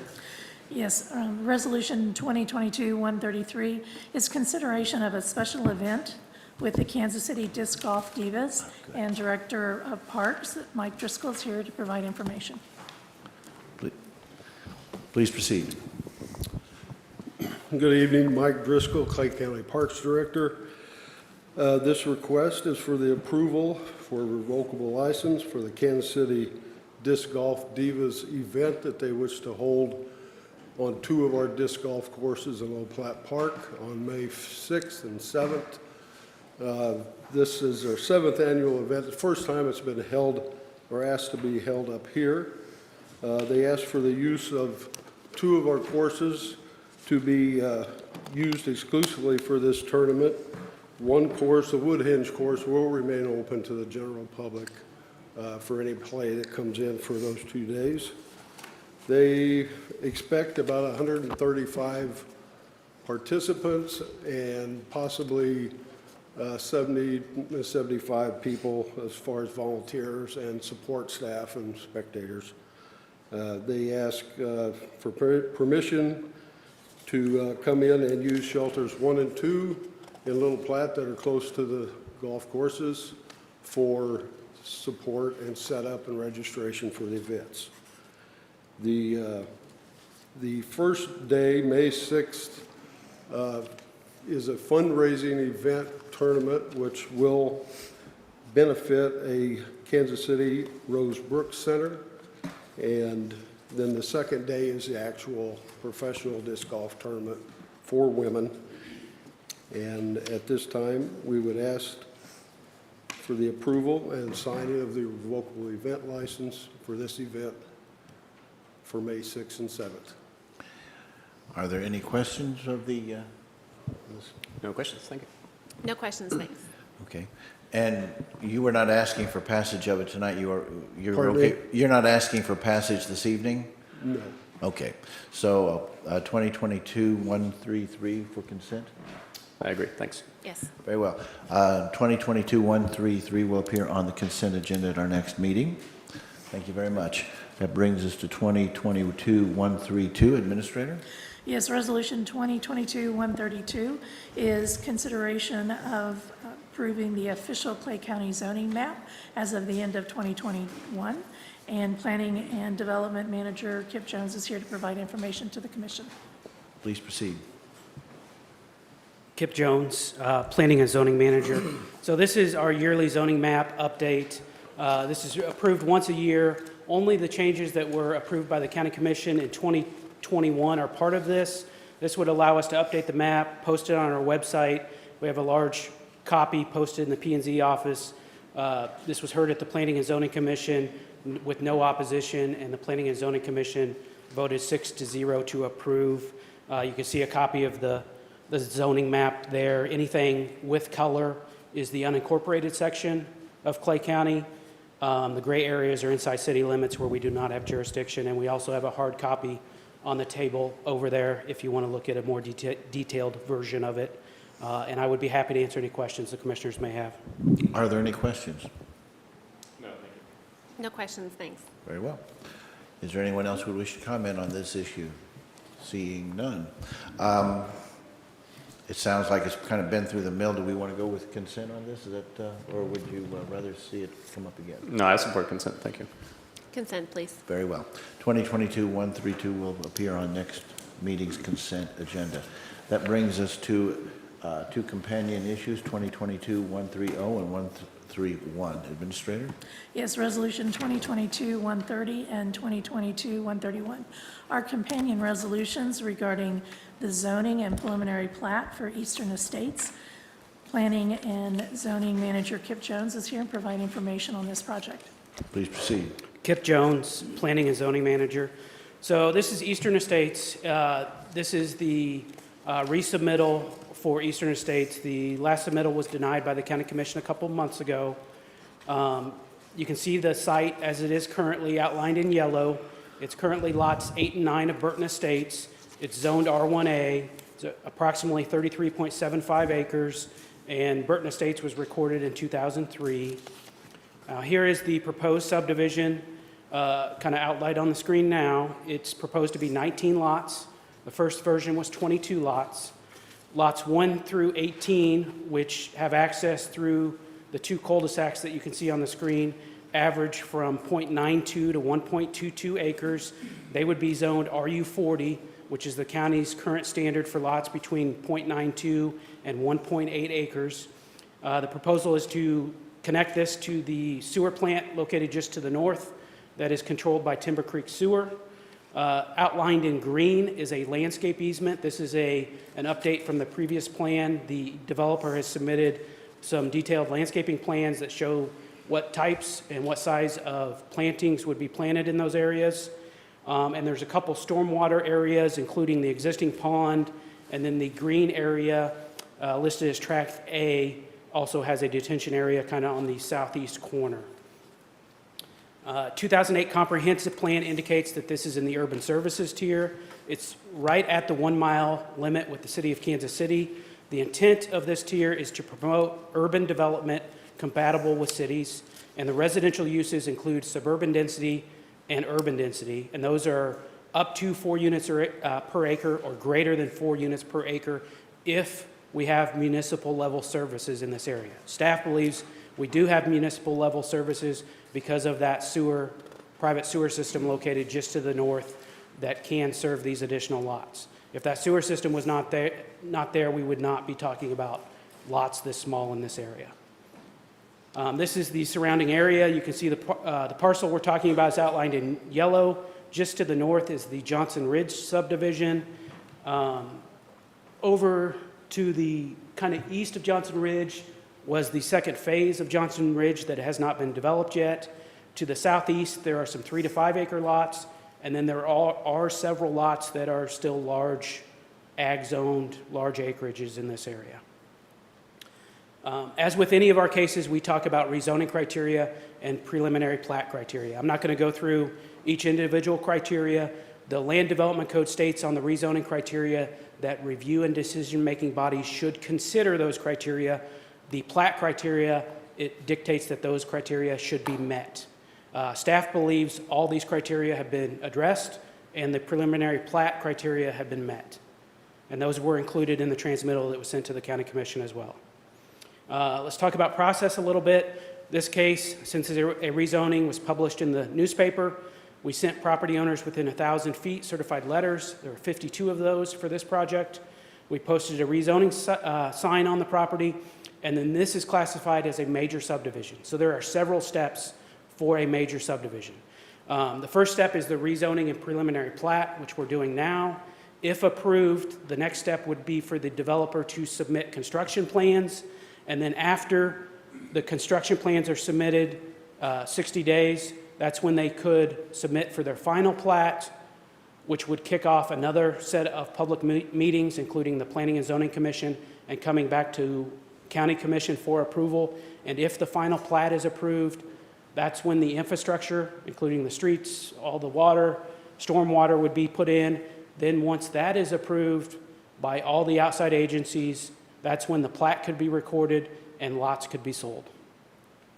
Outside agency approval, we contacted the Highway Department, Timber Creek, Water District, Smithville Fire District, City of Kansas City. I'm not going to go through each of these, but we did not receive any objections to this proposed subdivision from any of these entities. Infrastructure, they're going to be required to have asphalt curb and gutter, hook onto the water district, hook onto the private sewer system, have fire hydrants and have sidewalks on both sides of the street. And that'll be part of the approval process. We also did a density chart that you can see where we compared the density with Johnson Ridge to the density of Eastern Estates that was provided in the transmittal as well. We received multiple phone calls from adjacent property owners with opposition to this. There are opposition and proponent letters attached to the transmittal that was sent to the County Commission. We talked about the landscape plan, and to me, the three biggest changes in this submittal from the previous we're talking 3 less lots. The applicant submitted a landscape plan detailing how they would buffer this from the adjacent properties. And if I go back a little bit to this one, in that far southeast corner, there is a blue line stream, and in the previous submittal, the cul-de-sac that kind of runs east-west was located a lot closer to that stream than what the current submittal. So to me, that was an improvement with the new submittal as well. At the Planning and Zoning Commission meeting, staff presented a report and recommendation. Our recommendation was for approval. The applicant had a presentation, and then opposition and proponents gave testimony as well. The Planning and Zoning Commissioners gave comments and discussion. Some specifics on those were included in the transmittal that was sent to the County Commission, and the Planning and Zoning Commission voted 4-2-0 to approve with 3 conditions, or with 15 conditions. I've got 3 of those listed there, which includes the landscaping plan being completed before the final plat is recorded, the developer being responsible for a third-party inspector when the infrastructure is installed, and the HOA being responsible for the maintenance of that stormwater infrastructure. So I would be happy to answer any questions the commissioners have. I know we have folks that want to testify on both sides of this, and I would be happy to answer any questions. Are there any questions of Mr. Jones or comments? No questions right now, please. Yeah, just one, thank you. Sure, go ahead. Did the members of the Planning and Zoning Commission who had voted in opposition previously, who this time voted to approve, did they articulate which of the changes, or perhaps all of them, led to their change of opinion? So I would say they did not give specific as to why they changed their mind on this. They did talk about, there was discussion on the lack of building lots and available housing throughout Clay County. There was discussion on that a lot of the impacts on the adjacent neighbors would be addressed by these studies and the construction plans that the developer would be required to submit. They stated that there was a lack of objections from those outside agencies, and they stated that they felt this met the criteria of the Land Development Code and Comp Plan, and specifically, they stated that they felt this was more compatible with the Johnson Ridge subdivision than the previous submittal. I will tell you that the 2 no votes, those 2 Planning and Zoning Commissioners indicated that they specifically said they liked the proposed plan, but they wished it would be closer to the city limits, and that's why they indicated they voted no. Thank you. Anything further? That's all, thank you. Okay. With that, we will, I assume, how many people are here to speak on this subject? Okay, we got a good, go ahead and start queuing up a little bit over here. As I'd said before, please make sure the green light is on. Speak into the microphone. Make sure you start with your name. In a group this large, there's bound to be some redundancy in messaging. If you certainly express your opinions, but if you can do it more succinctly because someone else had just expressed that opinion, please try to make sure that we are as brief as reasonable so that everyone has a chance at the microphone. With that, please proceed. Good afternoon, Commissioners. My name is Melissa Van Crum. I'm with Rouse Fritz White Goss Law Firm, 4510 Bellevue Avenue in Kansas City, Missouri. I'm here today representing the applicant, Gherkin Properties, LLC, owned by Mr. Gherkin, who lives on the property that's subject to the request. Mr. Gerken is going to go ahead and say a few words while I set up the computer for a presentation. Thank you. Yes, hello, my name is Richard Gerken. I live at 13300 Northeastern Avenue in Smithville. That acreage is where I live now. I bought my acreage in 2003 with the intent to divide off what I consider to be extra property. I am a property owner that seeks to redevelop the property where I live. I also plan to continue living in that home until I am done. Someone asked me about my qualifications as a builder, contractor, and developer. And to address that, I started in construction in 1977, serving an apprenticeship and earning my certification as a union carpenter. I started Gerken Construction Services in 1981, performing remodeling and new home construction. I am a licensed home and multifamily building contractor, a licensed master electrician, a licensed master plumber, and a state licensed private sewage disposal system installer. I've been in business 41 years with a total of 45 years of building construction experience. I am fully versed in all phases of construction. I'd like to thank the Clay County Planning and Zoning staff, Art Aiken with AGC Engineers, Jim Bowers, and Melissa Vankrum with Rouse, Fritz, White, Goss, Gentile Roads, PC for their help in the creation of and promotion of my Eastern Estates project. And with that, Melissa will introduce this.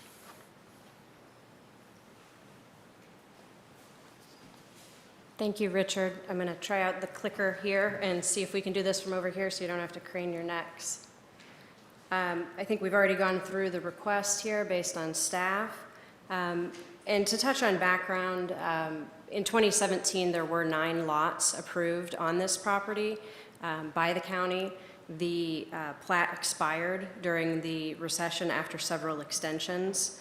And what is being proposed today is just 9 additional lots over those that have been previously approved for this property. It's the last in the line of many proposals that have been put forth by Mr. Gerken since he purchased the property roughly 18 years ago. And he's been met by repeated opposition by neighbors, some of the same neighbors and some new neighbors, to various proposals over the year, including the 3-acre lots that were previously approved on this property. The revised plan does have less lots since January. Planning and Zoning Commission recommended approval, and staff continues to recommend approval as well. One of the differences is that zoning, it's a different zoning district, and the minimum lot size would be 0.92 acres in that. So these lots couldn't be significantly changed, though even if they were, it would have to come through for plat approval. But with this zoning district, that is a difference.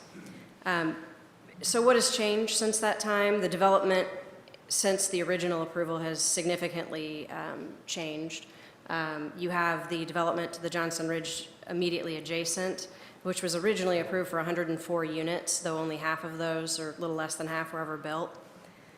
The county has adopted a new comprehensive plan in 2008 and revised land development code in 2011 since the adjacent land development occurred, which has significantly changed policy since prior developments were approved. Previously, a 3-acre minimum was required in this area, while now it's strongly disfavored. The comprehensive plan supports up to 4 acres per lot, which would be 80 lots here. But ultimately, what's being proposed, as I mentioned, is 18 additional lots, or one lot being, part of it being split into 18 lots, which is 9 additional than what was previously approved. Of things that haven't changed is continued opposition by neighbors, including many residents that oppose Johnson Ridge. Many of the exact same concerns were raised with Johnson Ridge, but some of those neighbors now call it quality development. And much like this development, their generalized concerns did not materialize when Johnson Ridge went in. And now we have more neighbors adjacent, that some of whom have opposition to this project because they now live adjacent in Johnson Ridge. But really the key change that's happened since the earlier approvals is the change in the comprehensive plan and land development code. And now the previous development pattern that you see in the area is not consistent with that plan. As we talked about previously, the comprehensive plan expressly states that these 2 to 3 acre lots on septic are detrimental to the long-term health of the county. And it goes through and lists a number of reasons why. So ultimately, you're seeing a proposal today that is different than some of the surrounding development for the very reason that it is consistent with the policy that's in place in the county today, as opposed to the lots that were developed under a previous plan and code. Some of the very changes you can see up there that the comprehensive plan drafters listed were the environmental toll, public service feasibility and cost, the inhibiting urban growth and redevelopment here just 1 mile outside of Kansas City, Missouri city limits, stymieing economic development when we have thousands of jobs coming in, but we don't have the housing here to support them living here, and social. You have neighbor conflicts such have been raised in these hearings over having new neighbors. The decision today must be made on the plan and code. The drafters of the comprehensive plan recognize the pressure faced when you're in public meetings and have neighbors that fear change that can impact them, particularly in the urban fringe areas. And the plan and code provide specific standards to guide decision-making, because without using those factors, it's easy to get caught up in often strong emotions, fears of change. But ultimately, these standards are what guide, or the guide that's been given for decision-making.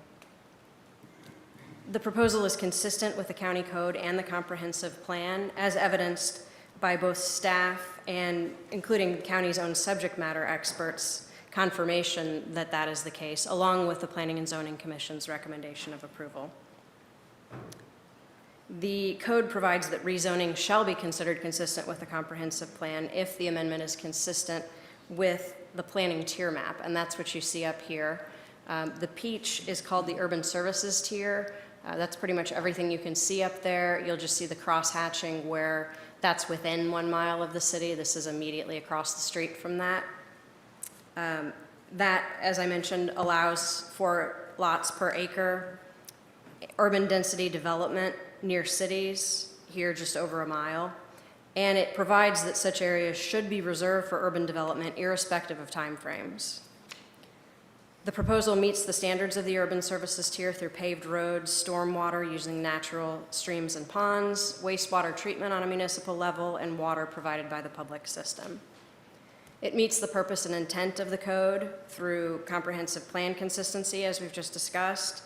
It's protective of land, air, water, and other natural resources and property values, as confirmed by numerous subject matter experts through the county, as being in compliance with the code and plan that are designed for this purpose. It has efficiency in service provision and fiscal resources by development with municipal level services on lots as proposed by the comprehensive plan, and providing a significant increase in taxes by additional residences to fund county services in addition to direct fees for services consumed. It's code compliant development that has been reviewed and will be re-reviewed for compliance. And its development just beyond 1 mile of Kansas City, Missouri, adjacent to existing residential development and not scattered development. It meets the criteria for rezoning and preliminary plat approval. It is consistent with Johnson Ridge to the north and development to the south. It is also helping to meet the demand for homes that support economic development in the county.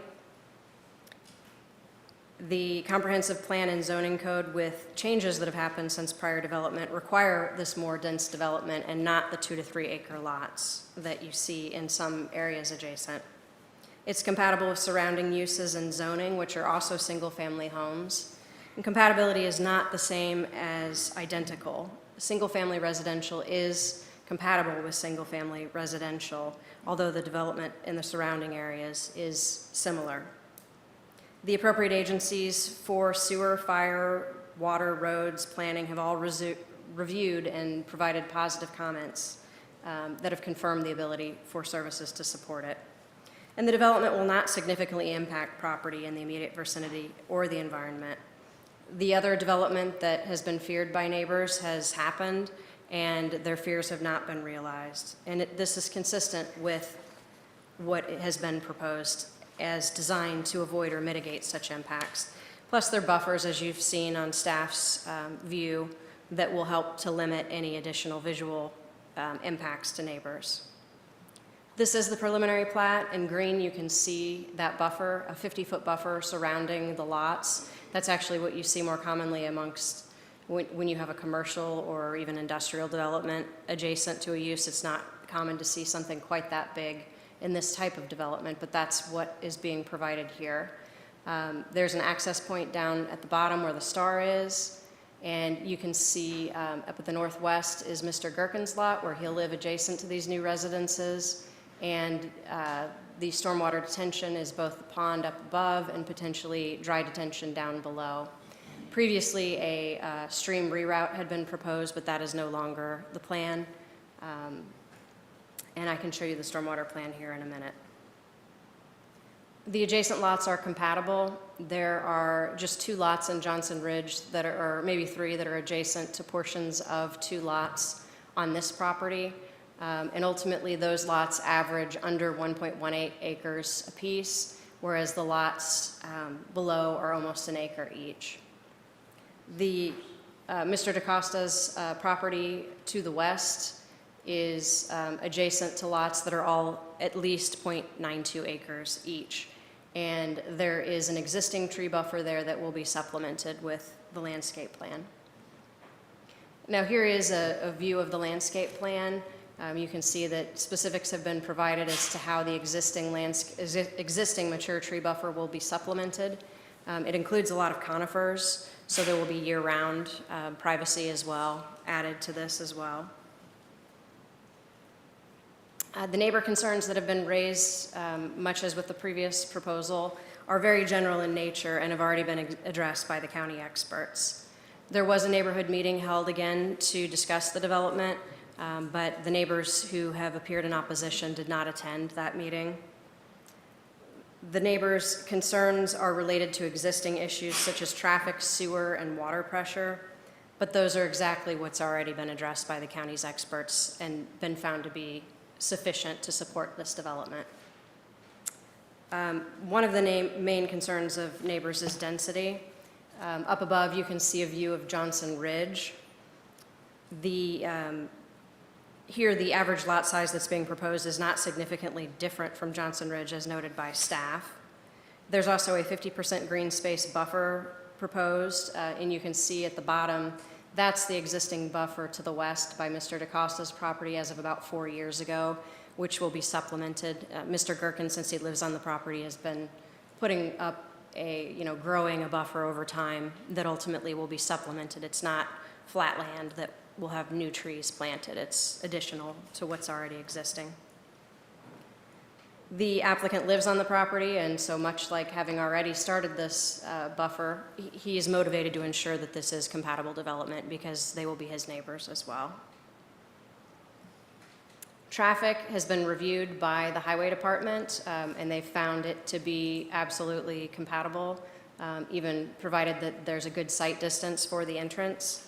The neighbors are concerned about pre-existing traffic safety issues that will not be exacerbated by this development. This is a stormwater plan that has been submitted to the city. There will be an additional final plan that's submitted to the city as well.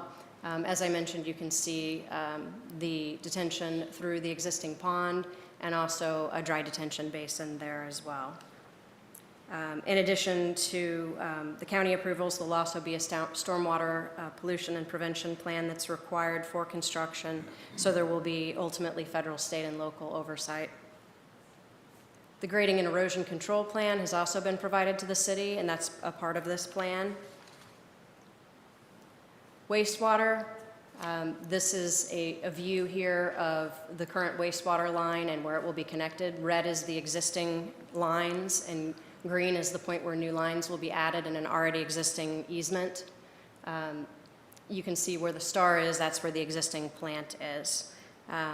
Timber Creek runs this facility. It's a private entity that contracted with Johnson Ridge developers that's not owned or controlled by Johnson Ridge. Timber Creek has capacity. It will still be under 50% capacity and has the ability to expand beyond that with this development. We have a couple of representatives from Timber Creek here today, so if you have any questions, they'll be happy to answer those for you.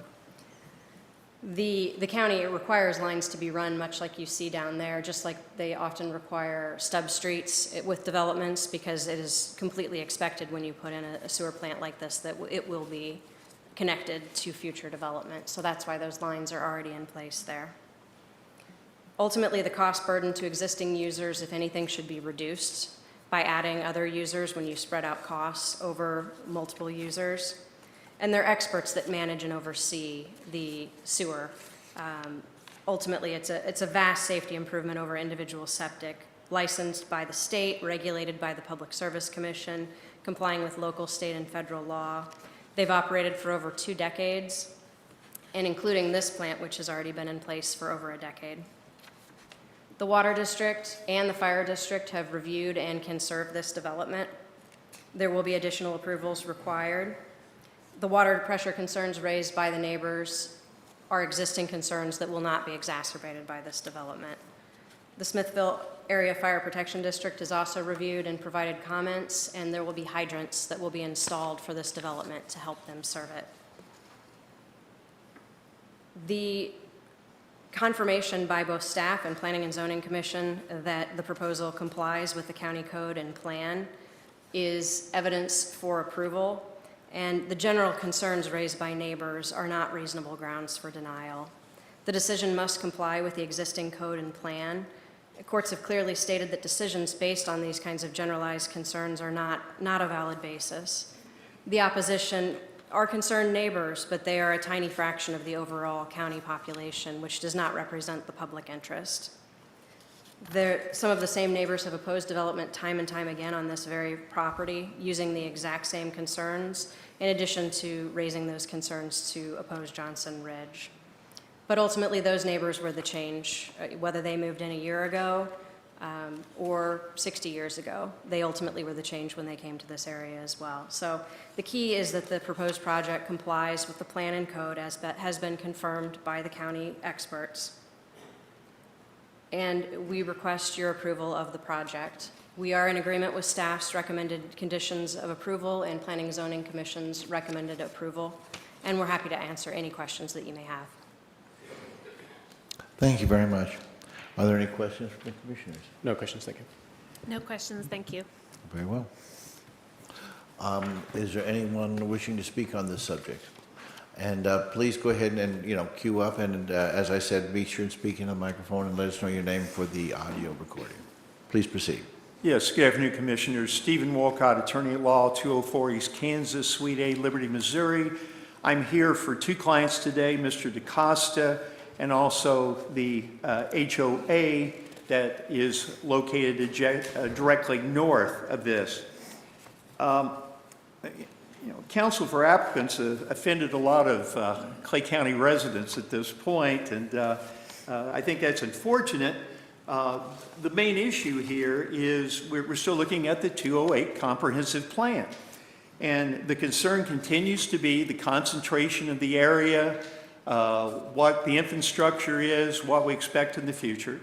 As counsel appointed for applicant, this is just over a mile.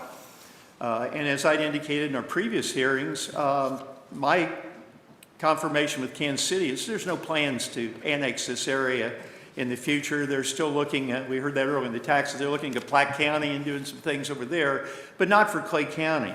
So I would still reference the commission. The land use tier policy talks about the concept is important to conserve agricultural uses, open space, rural lands, as well as future development opportunities, and directing growth to urban growth areas reduces the stress and overall public services and road maintenance responsibilities of the county. And that continues to be a big issue for the county, is how to maintain those structures and so on. So I do believe that's important. Addressing first specific issues for the HOA. I would point out that, of course, numbers can mean anything you want them to. And if you look at only the small lots that are being proposed here, that's 17.1 acres and 18 lots. So that gets your minimum 0.92, which is the very minimum that can be permitted in this particular area. So they got it just as small as they could. They did make some modifications in the plan that was unanimously rejected by Planning and Zoning, but yet we still had 2 members of Planning and Zoning that rejected this particular plan, and I would agree with their concept, as was indicated earlier. We have a lot of land that's still open, that's closer to Kansas City, Missouri, and that makes sense. That makes sense, that should be the concentrated development, not in an area which was shown earlier that still has farms and other areas around it that are not really compatible with this development.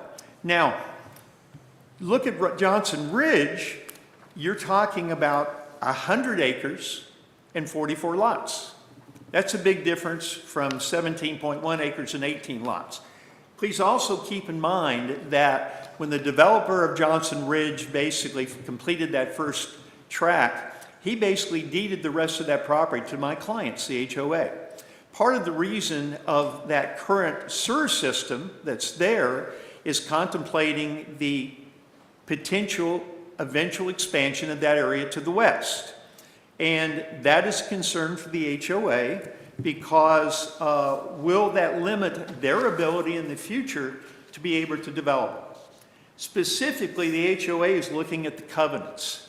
I know that'll be something that's down the road at this point, but they want covenants that would be expected to be similar to what theirs are at the present time.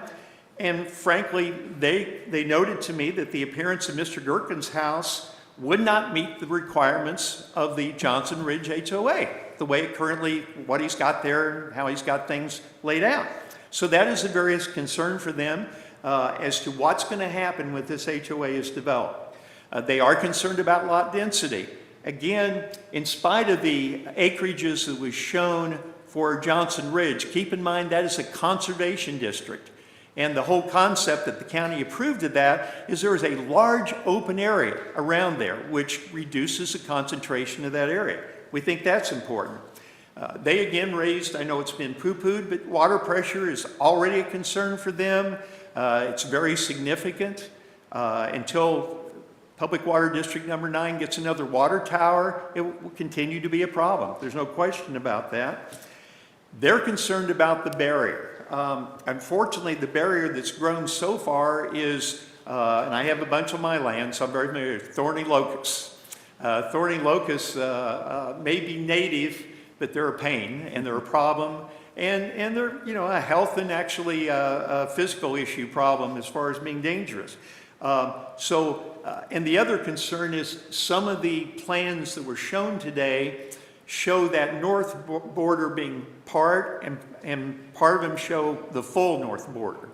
My client to the west, Mr. Costa, is asking that there be a substantial border placed along his property that basically will block the subdivision from his large lot. We're asking the same for the HOA all the way along that north boundary, and not just supplementing what's already there, the thorny locusts, but basically replacing that with a more substantial long-term type of development, that area that we think would be important. Now, the other issues that I would ask you to look at is the factors that have already been mentioned are, of course, 5 in number that you as a board should look at.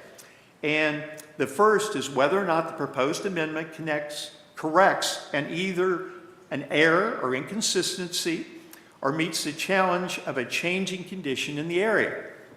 And we would suggest that that's kind of, the answer would be no on that this is kind of like an ugly thumb that's put into what is currently the development there. We attempted, but unsuccessful, have some discussions after the first attempt was rejected to try to get some larger lots and maybe something more compatible with Johnson Ridge, but instead we saw a new application. The second is whether or not the proposed amendment is consistent with the comprehensive plan and the stated purpose and intent of section 151, 1.7. I've got a question on that. Does it? Does it really truly look at the specific concentration of development in this particular area? The third one is whether or not the proposed zoning district as a whole allows development that is compatible with existing uses and zoning of nearby property. And I think, contrary to applicant's attorney, we would argue for both Johnson Ridge and my client, the answer is no on factor 3. The third, whether or not the county or other service providers will be able to provide adequate public facilities and services to the subject property while maintaining adequate levels of service to existing development. The previous testimony you heard, and probably more today, would probably be at the present time, probably not. That is a major concern at this point. And the last one is whether or not the proposed amendment would result in significant adverse impacts on other property in the vicinity of the subject tract or on the environment, including air, water, noise, stormwater management, and natural resources. We would argue that there will be a significant impact, and it will make a difference. It's going to be a major factor there. Because of those reasons, we would suggest that this plan should be denied by this commission. I would also mention, unfortunately, I will not be able to make a presentation. You're probably happy to hear that next week because I'm going to be involved in a long trial in Jackson County and I'll be tied up over there. So I would ask our comments, the other comments today, obviously the commission will consider and be part of your consideration when you deliberate and make a decision next week. I would also note that Margie Richards, who was here earlier, that lives across the street to the east, she had to leave. And she just wanted to reiterate that because of the farm, the long-term farm there, and the previous letter she submitted, that she continues to be opposed to this new development and asks that you deny that development. So thank you for your time. I know it's been a long evening already, thanks to the issues on the tax. And do you have any questions for me at this point? Are there any questions? No questions, thank you. No questions, thank you. Okay, thank you very much. Next person, please. Hi, my name is Rick Lutz. I live at 9310 North Evanston Avenue in Kansas City. I really don't have a dog in this fight. I'm a Clay County person, born and raised, lived here my whole life. I want to build. I want to buy a lot and build. Go out and see what's available. I mean, we're kind of behind the 8 ball here. And I know there's more business coming, and if you can't find a lot now, I'm not real optimistic about them just popping up. I've looked around, I've looked a lot, the concerns a lot of these people have, water pressure, traffic, everything. I looked at it, I was concerned. I'm satisfied with the county's due diligence and my due diligence. I like the layout, I like the lots, I like the buffers. People keep talking about 9/10 of an acre is a small lot. That's 3 times the size lot I got now.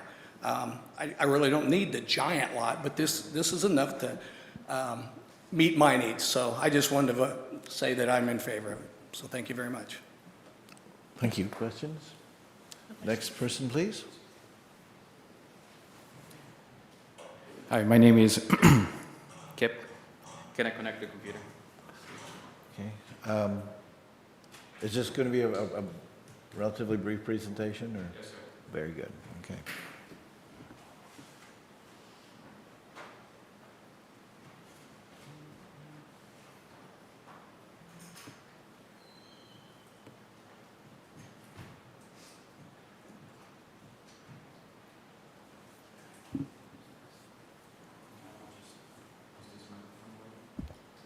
Okay.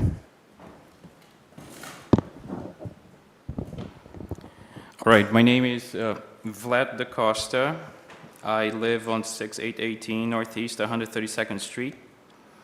So, and I am representing myself and the 131 signatures that I collected of immediate neighbors and surrounding neighbors. So, this is you've seen this, the 2 lawyers talked about it, the approval criteria, but I will give you a different perspective of a owner that lives next door to the proposed development. So those are the 5 criteria that has to be followed in order for application to pass forward.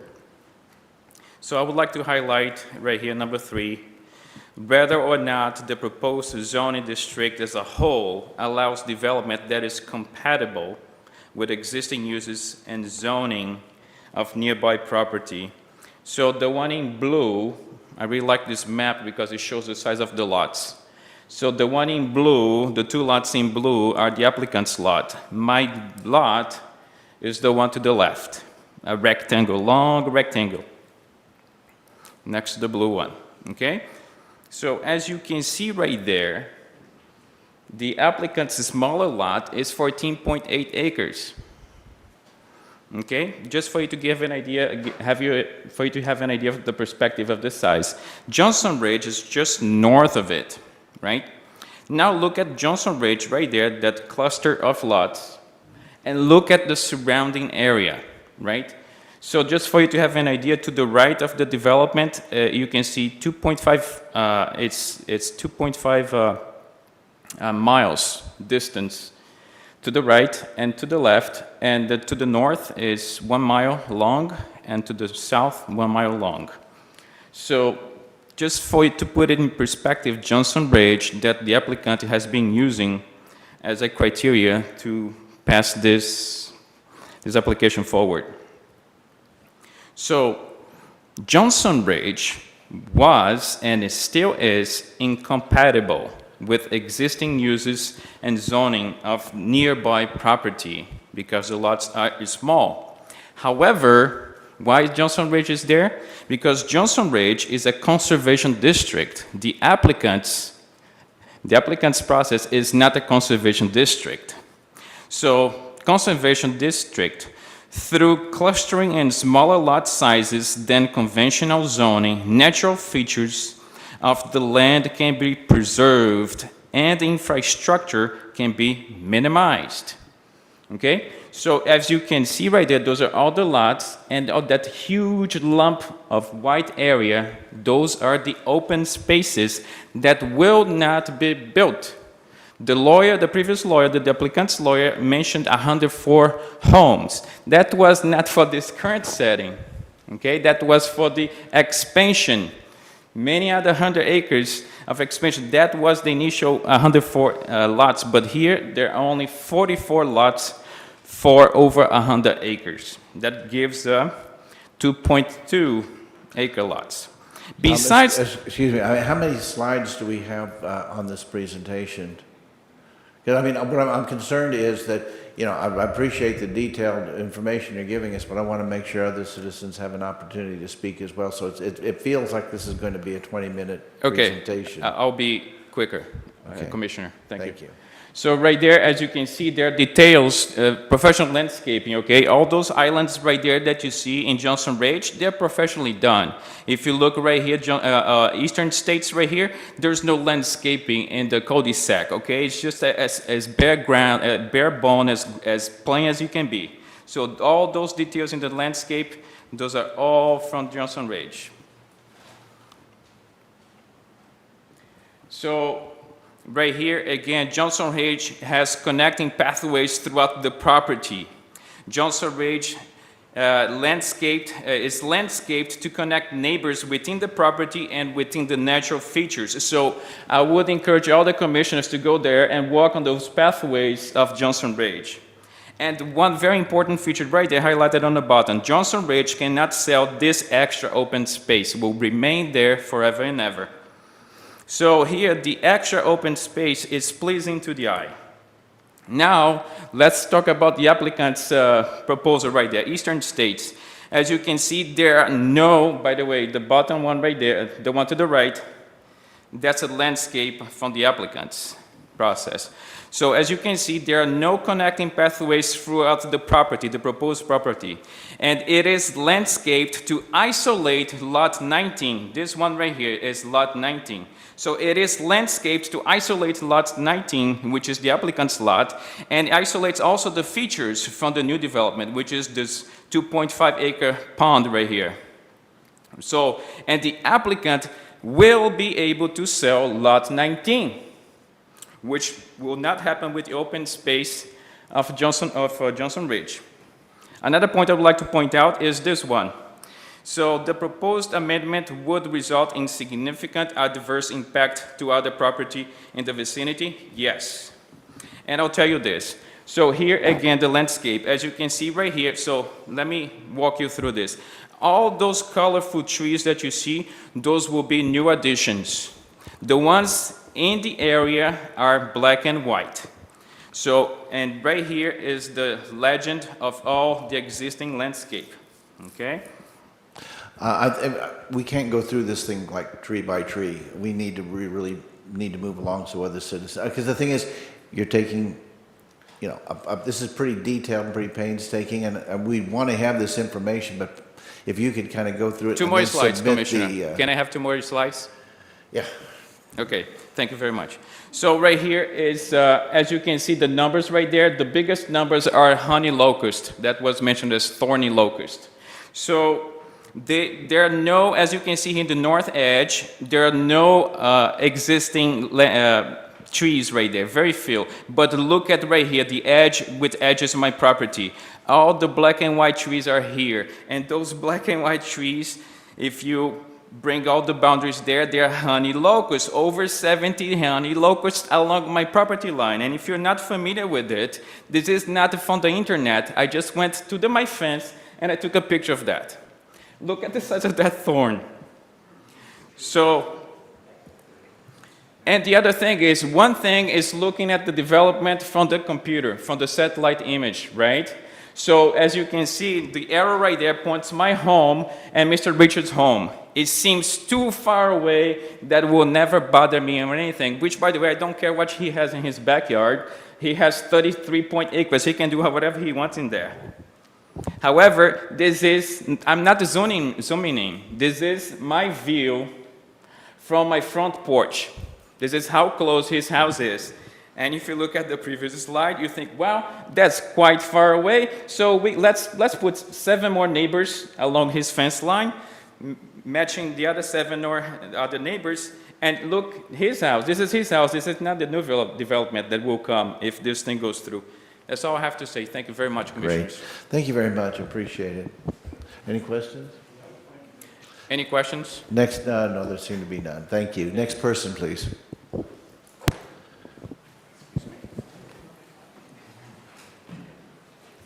Hello, my name is Vern Windsor. I'm at 506 North Point Avenue here in Liberty, Missouri, and I want to support Richard on his development. I think, yeah, it may be a little tight that some people think it is, but I believe that the development needs to be coming into the county. If we vote for that tax, or that excise tax, not excise tax, sorry. Let's not, no, Leah, we've got plenty to talk about. Let's go ahead and keep on issue. We're going to, don't need more homes to make that up, so I'm for this. Thank you. Next person, please.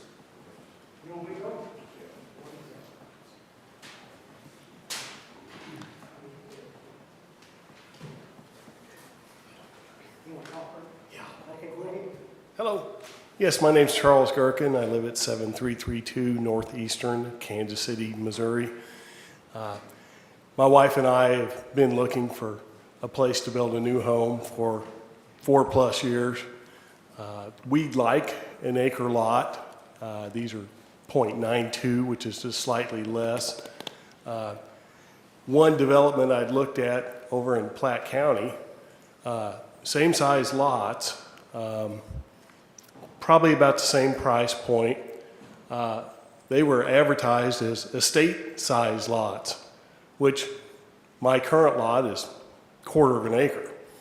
So 4 times larger. To me, that is an estate-size lot, but there's not very many to find for sale, and the price of real estate is going up and up. I mean, I'd like to have more land, but I can't afford it.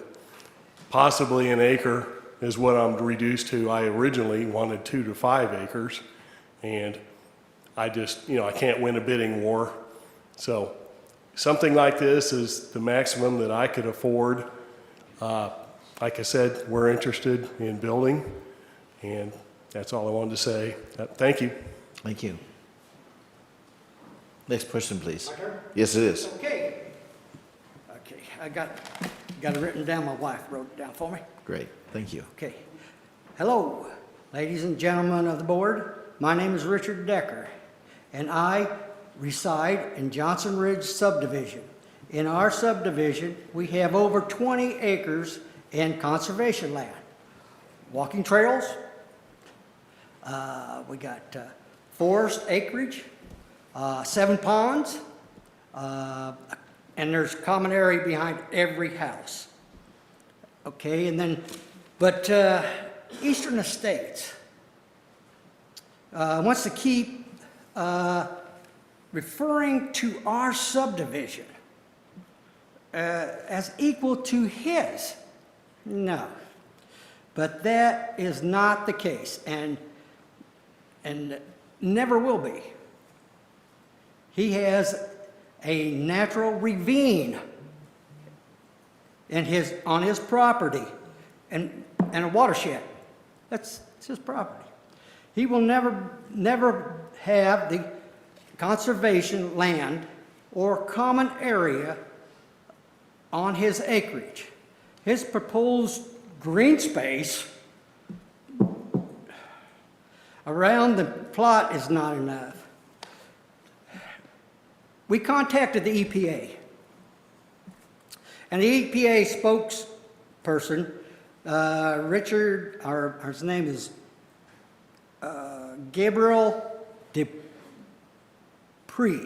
Gabriel Dupree, I don't know if you know him. But anyway, and he pulled up the map of the property, and he said Mr. Gherkin may require a permit from the Army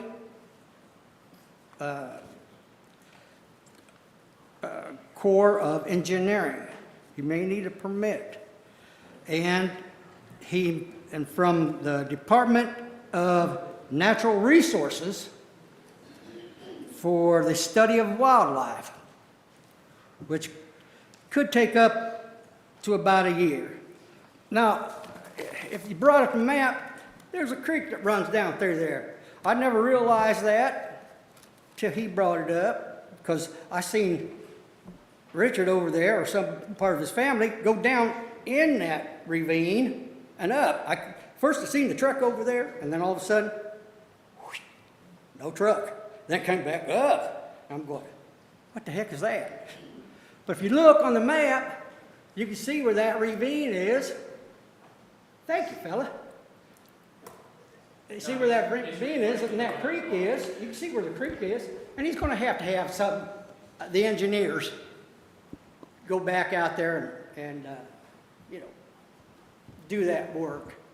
Get it all straightened out. Then he has to deal with the EPA and all the animal control people and stuff like this. But I'll tell you, a friend of mine, he had some idea. Johnson Ridge, when they developed that, they put 5 acres of conservation or of land in to put in another water tower. And he was checking in on that to see how true that was.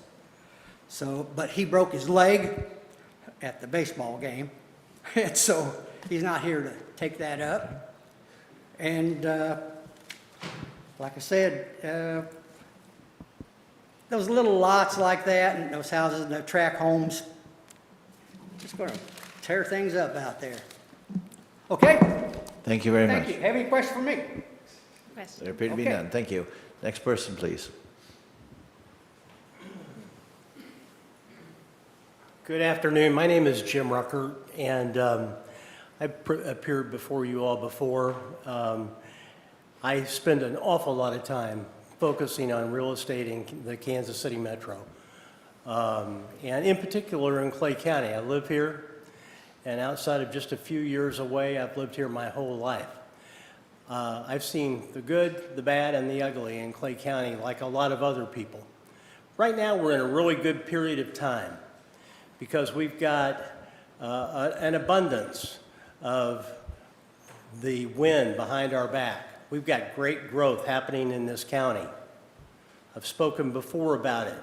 Just to remind you, right here in Liberty, there's 11 million square feet of commercial space under development, under construction. That's going to result in 6,000 jobs over the next 5 years. Most recently, it was announced that there was going to be a data center built at 435 and 169 Highway. More people. Hunt Midwest just announced that they're buying all the property around the airport for development. More people.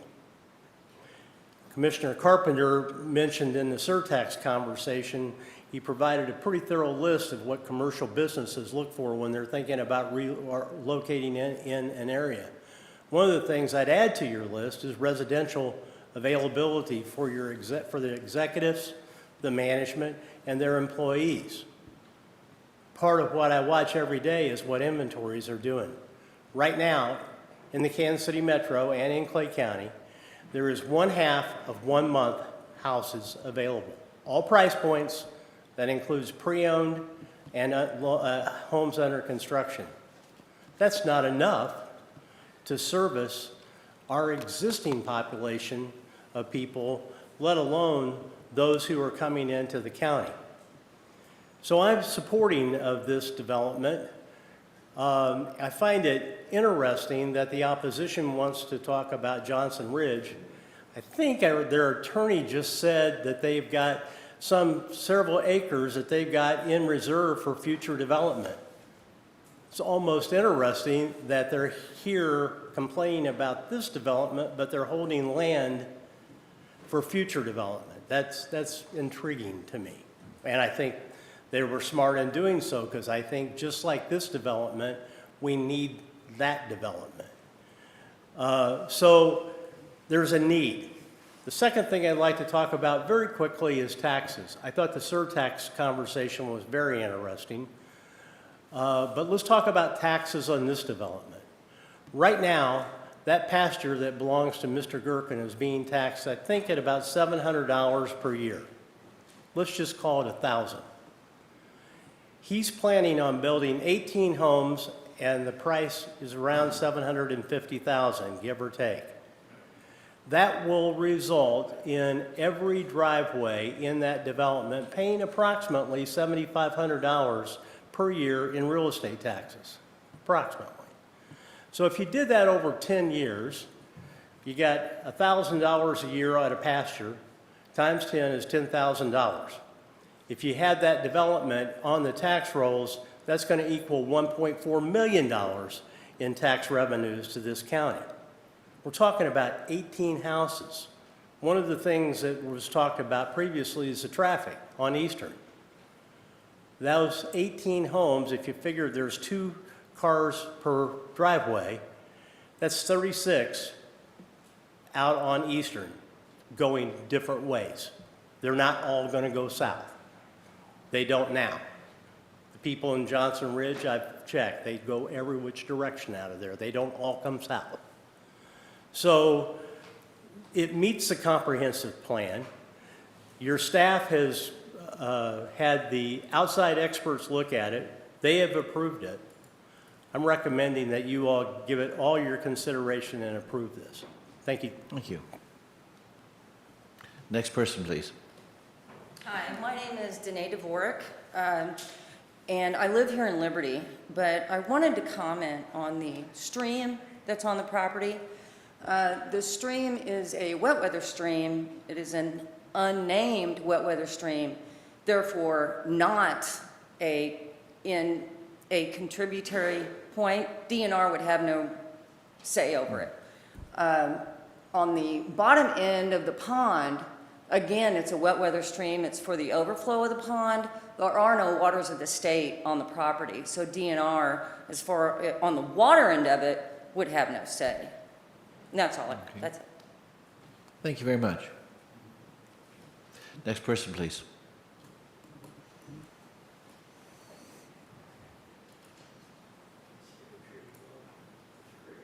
Hi, my name is Wayne Liardi, and I just wanted to show my support and for Richard, and I'm in favor of this. And I'm a retired Teamster and a used car salesman, so I can't butt heads with you guys and, as far as wit and everything. So I'm going to keep it short. I'm sure a lot of people want to move on, and have a good evening, and thank you. Thank you. Next person, please. How many more? Go ahead and line up just a little bit closer. That way we don't have to worry about the wait so much. Are this the last person that wants to testify? Very good. Please proceed. My name's Smyrna Pace, and I'm at 7817 Northeast 132nd Street, about a half a mile east of this development, and I am opposed to it. And I kind of wondering where everybody's talking about, there's nothing available to buy, but I drive between my house and Smithville Lake almost every day, and if you drive up there, property and houses are for sale all over the area. There's one right directly across from Johnson Ridge that has been for sale for about 3 months, and it's sitting there empty.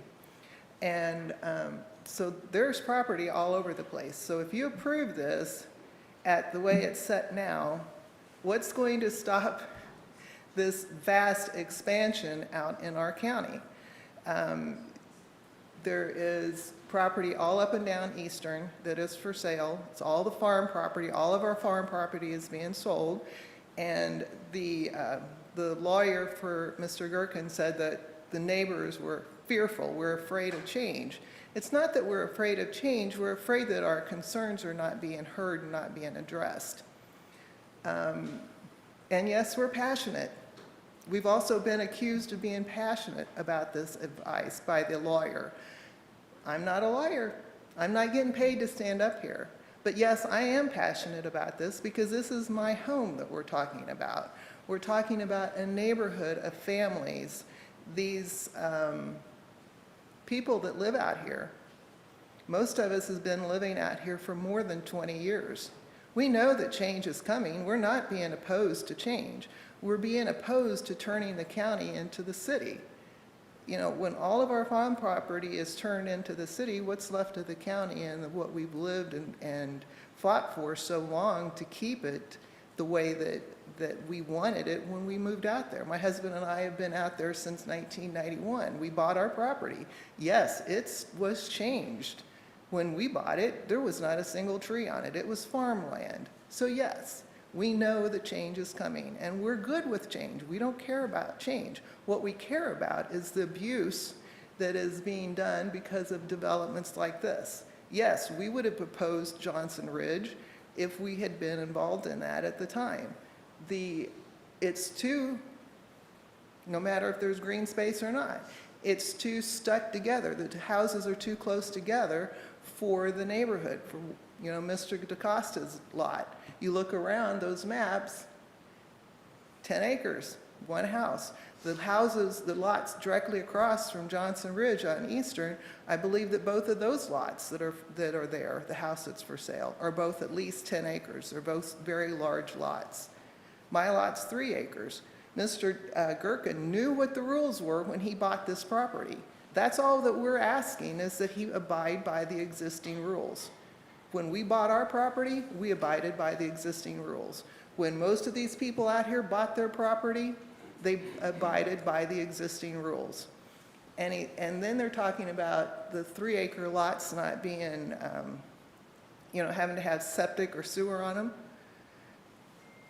Why can't he still tie into the Johnson Ridge sewer system if he puts 3-acre lots out there? Would it be cost ineffective? Well, $750,000 homes going up out there. I bet he could still afford to tie in on 3-acre lots. The house that's for sale across from Johnson Ridge, I looked it up. It's for sale for $1.2 million. That's what houses that are being built and put up out there. So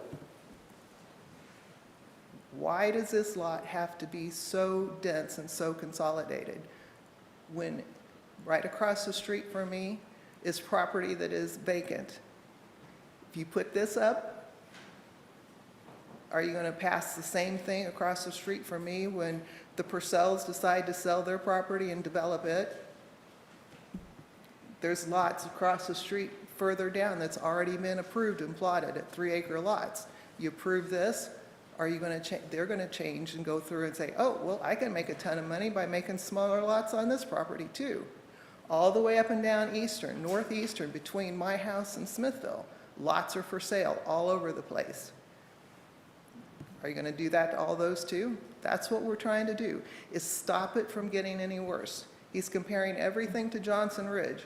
We don't like Johnson Ridge being consolidated either. So why do we want this to pass? Talk about tax dollars. Tax dollars are going to be coming in no matter where they're coming from. Sell the property, build it, just stick with the existing laws. That's all we're asking. Thank you for listening.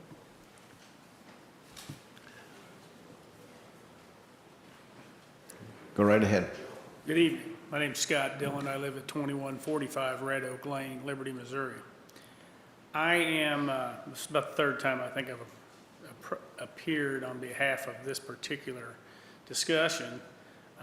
I'm stuck with two different things, okay? Number one, this has already been through planning and zoning and been approved by planning and zoning. So it's as a compliant project. So that would mean this, I don't understand why I would have a problem moving forward with this. And number two, I was also stuck with Mr. Rucker's comment about the existing property holders that own the deeds to expand their subdivision. Well, it looks to me like they get to run unopposed because they already have been approved. Okay, I don't see a big difference between 1-acre lots and 0.92 acre lots. I live in a subdivision that I purchased knowingly with called estate-sized lots, with half-acre lots. They're called estate-sized lots. So I don't know where that term was coined, but 0.92 sounds fabulous if you're looking at a half-acre lot versus the other. Well, I don't have to mow 30 acres, thankfully. But I am very interested in moving forward with a project that has about an acre, okay?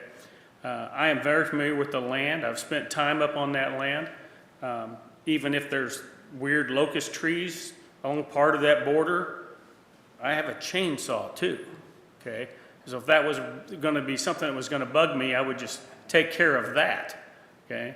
I don't see what the big deal about certain kinds of trees or however that even becomes a discussion.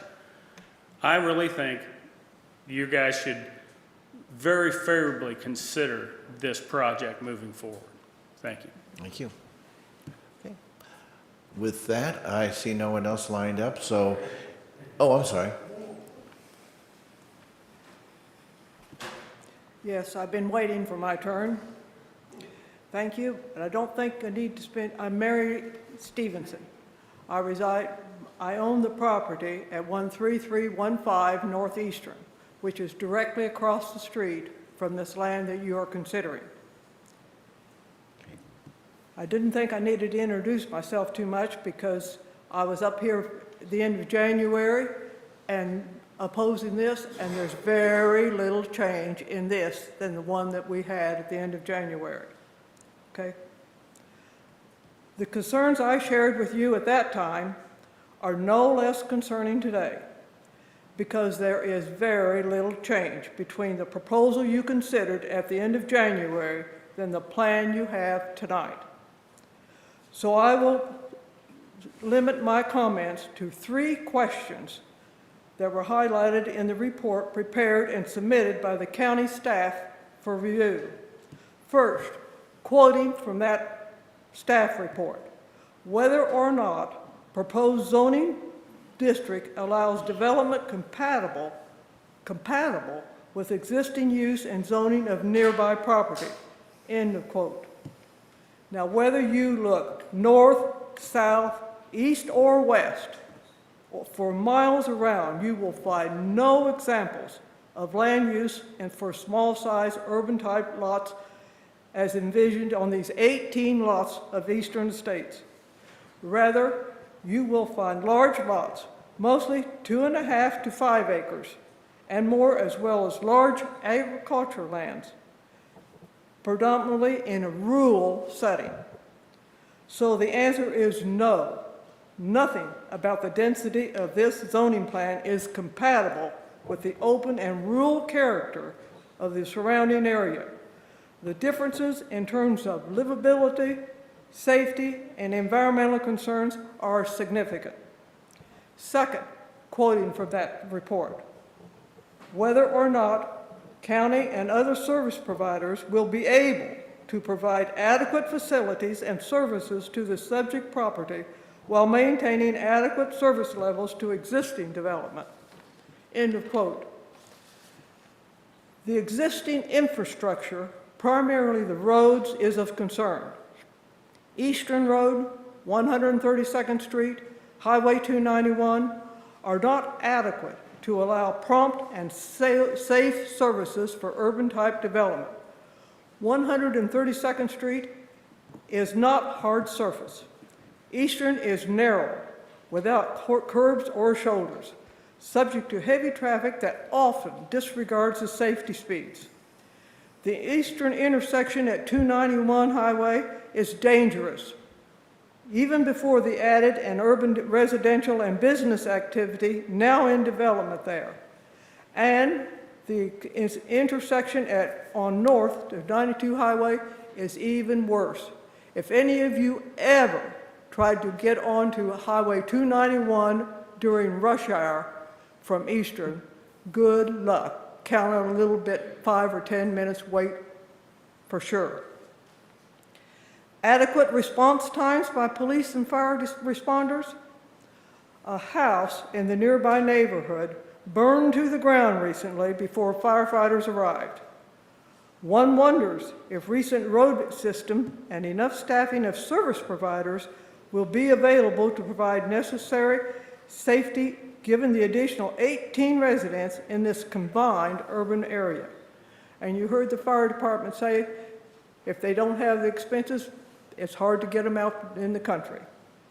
Third, quoting from that staff report, whether or not the proposed amendment would result in significant adverse impact on other property in the vicinity of the subject tract on this environment. The addition of the roads and the roofs of 18 houses, paved streets, driveways, sidewalks have the potential for creating erosion runoff, flooding the nearby properties, which is mine, okay? Maintenance issues of sewage systems and retention areas are prone to neglect, creating future headaches. Additionally, there seems to be little attention given to the plan to the inclusion of open space in the development. You've heard that all night.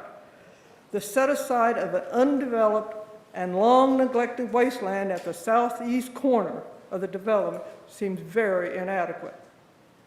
In our view, yes, this amendment will adversely affect the environment, including air, water, noise, storm, sewage management, and natural resources.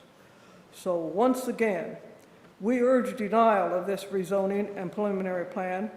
It shows little regard either for the comprehensive plan or for the Clay County Land Development Plan. And the shoe does not fit in this neighborhood. This is a rural neighborhood that likes spacious living. Everything around it has rural. Now you're wanting to put a whole bunch of houses stacked together. Thank you. Thank you. All right. That appears to conclude. Oh, wait, no, we got one more. By the way, a show of hands, who else needs to testify on this one? Well, not needs to. Who else is interested so I can kind of gauge our time a little bit? Okay. Mr. Chairman, members of the commission, my name is Jim Bowers. I'm an attorney with the Roush, Fritz, White Goss Law Firm. I'm Melissa Van Crim's partner. I'm here today on behalf of Gherkin Properties in support of the project. Yes, I'm a lawyer. Yes, I'm being paid to be here. I think it boils down to the question that most people have addressed, which is whether or not this project complies with the requirements of the Land Development Code in Clay County with respect to rezoning the property. There's been much discussion about the 5 criteria that apply in a case like this. Been a little discussion about the comprehensive plan. The question is whether or not the density complies with the comprehensive plan. There's been argument about that. There's been argument about the 5 criteria that apply as to whether or not they've been met or not met. So just for sake of argument, let's say there's a tie between those of us who propose and favor the development with those who oppose the development.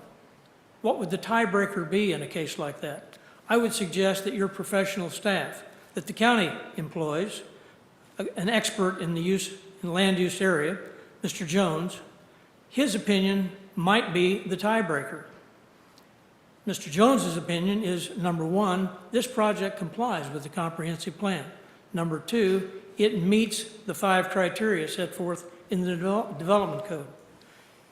As kind of icing on the cake, you also have the opinion, the decision, the recommendation of the Planning and Zoning Commission. They also, by a vote of 4-2, voted in favor of approval of the plan, analyzing both the comprehensive plan and the land development code. So I suggest that this case is one that does have a lot of passion on both sides. I'm not going to deny that. I also believe this case has a lot of fear associated with the development of this project. There is also an opinion that the land in this area should not change, despite what the comprehensive code calls for, and despite what is inevitable in Clay County, and that is that this county will continue to grow, will continue to develop, and areas such as the area we're talking about will continue to change, regardless of what happens with respect to this application. If you have any questions, I'll be happy to answer them. Any questions or comments? No questions. Thank you very much. If there are no further witnesses,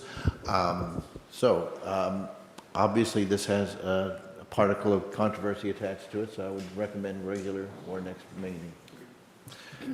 Very well. That brings us to the end of our regular agenda. Is there a motion related to this evening's regular agenda related to next week's meeting? Commissioner, I move that we place items 2022-133 and 132 on the consent agenda for next Wednesday, and 130 and 131 on the regular agenda. Motion's been made to place the listed issues on both regular and consent agenda for next week. Discussion? Seeing none, you're recognized to close. I close. Please call the roll. Commissioner Carpenter? Yes. Commissioner Thompson? Yes. By the way, thank you for everyone who did show up for this and express their opinions and had their views heard. Comments on a non-agenda item? Any public comments on non-agenda items? Seeing none. Office holders or agencies on non-agenda items? Seeing none. Administrator, do you have any comments? Yes, just briefly, I'd like to talk to the commissioners about the June commission meetings. In June, there are 5 Wednesdays, and we are aware of a commissioner that will not be able to be in attendance on June 1st, the first Wednesday. So we wanted to get commissioners' consideration. Do you want to have your meetings the 2nd, 3rd, 4th, and 5th Wednesdays of June, or do you want to stay and have them on the 1st, 2nd, 3rd, and 4th? What's the pleasure of the commission? Oh, I support whichever allows all commissioners to attend. So that's what I support. Thank you. I agree. I have no conflicts Okay. currently for the month of June, so that would All be right. fine with me. So we'll get that on your calendar. So there will be no commission meeting June 1st, but we will have on June 8th, June 15th, 22nd, and 29th. Very good. Thank you. Any comments from the commissioners? Commissioner Thompson? No comments. Thank you. Commissioner Carpenter? No comments. Thank you. And I think I'm pretty well talked out myself. So we will move to approval of the minutes, our 2 sets of minutes that are on the schedule for approval.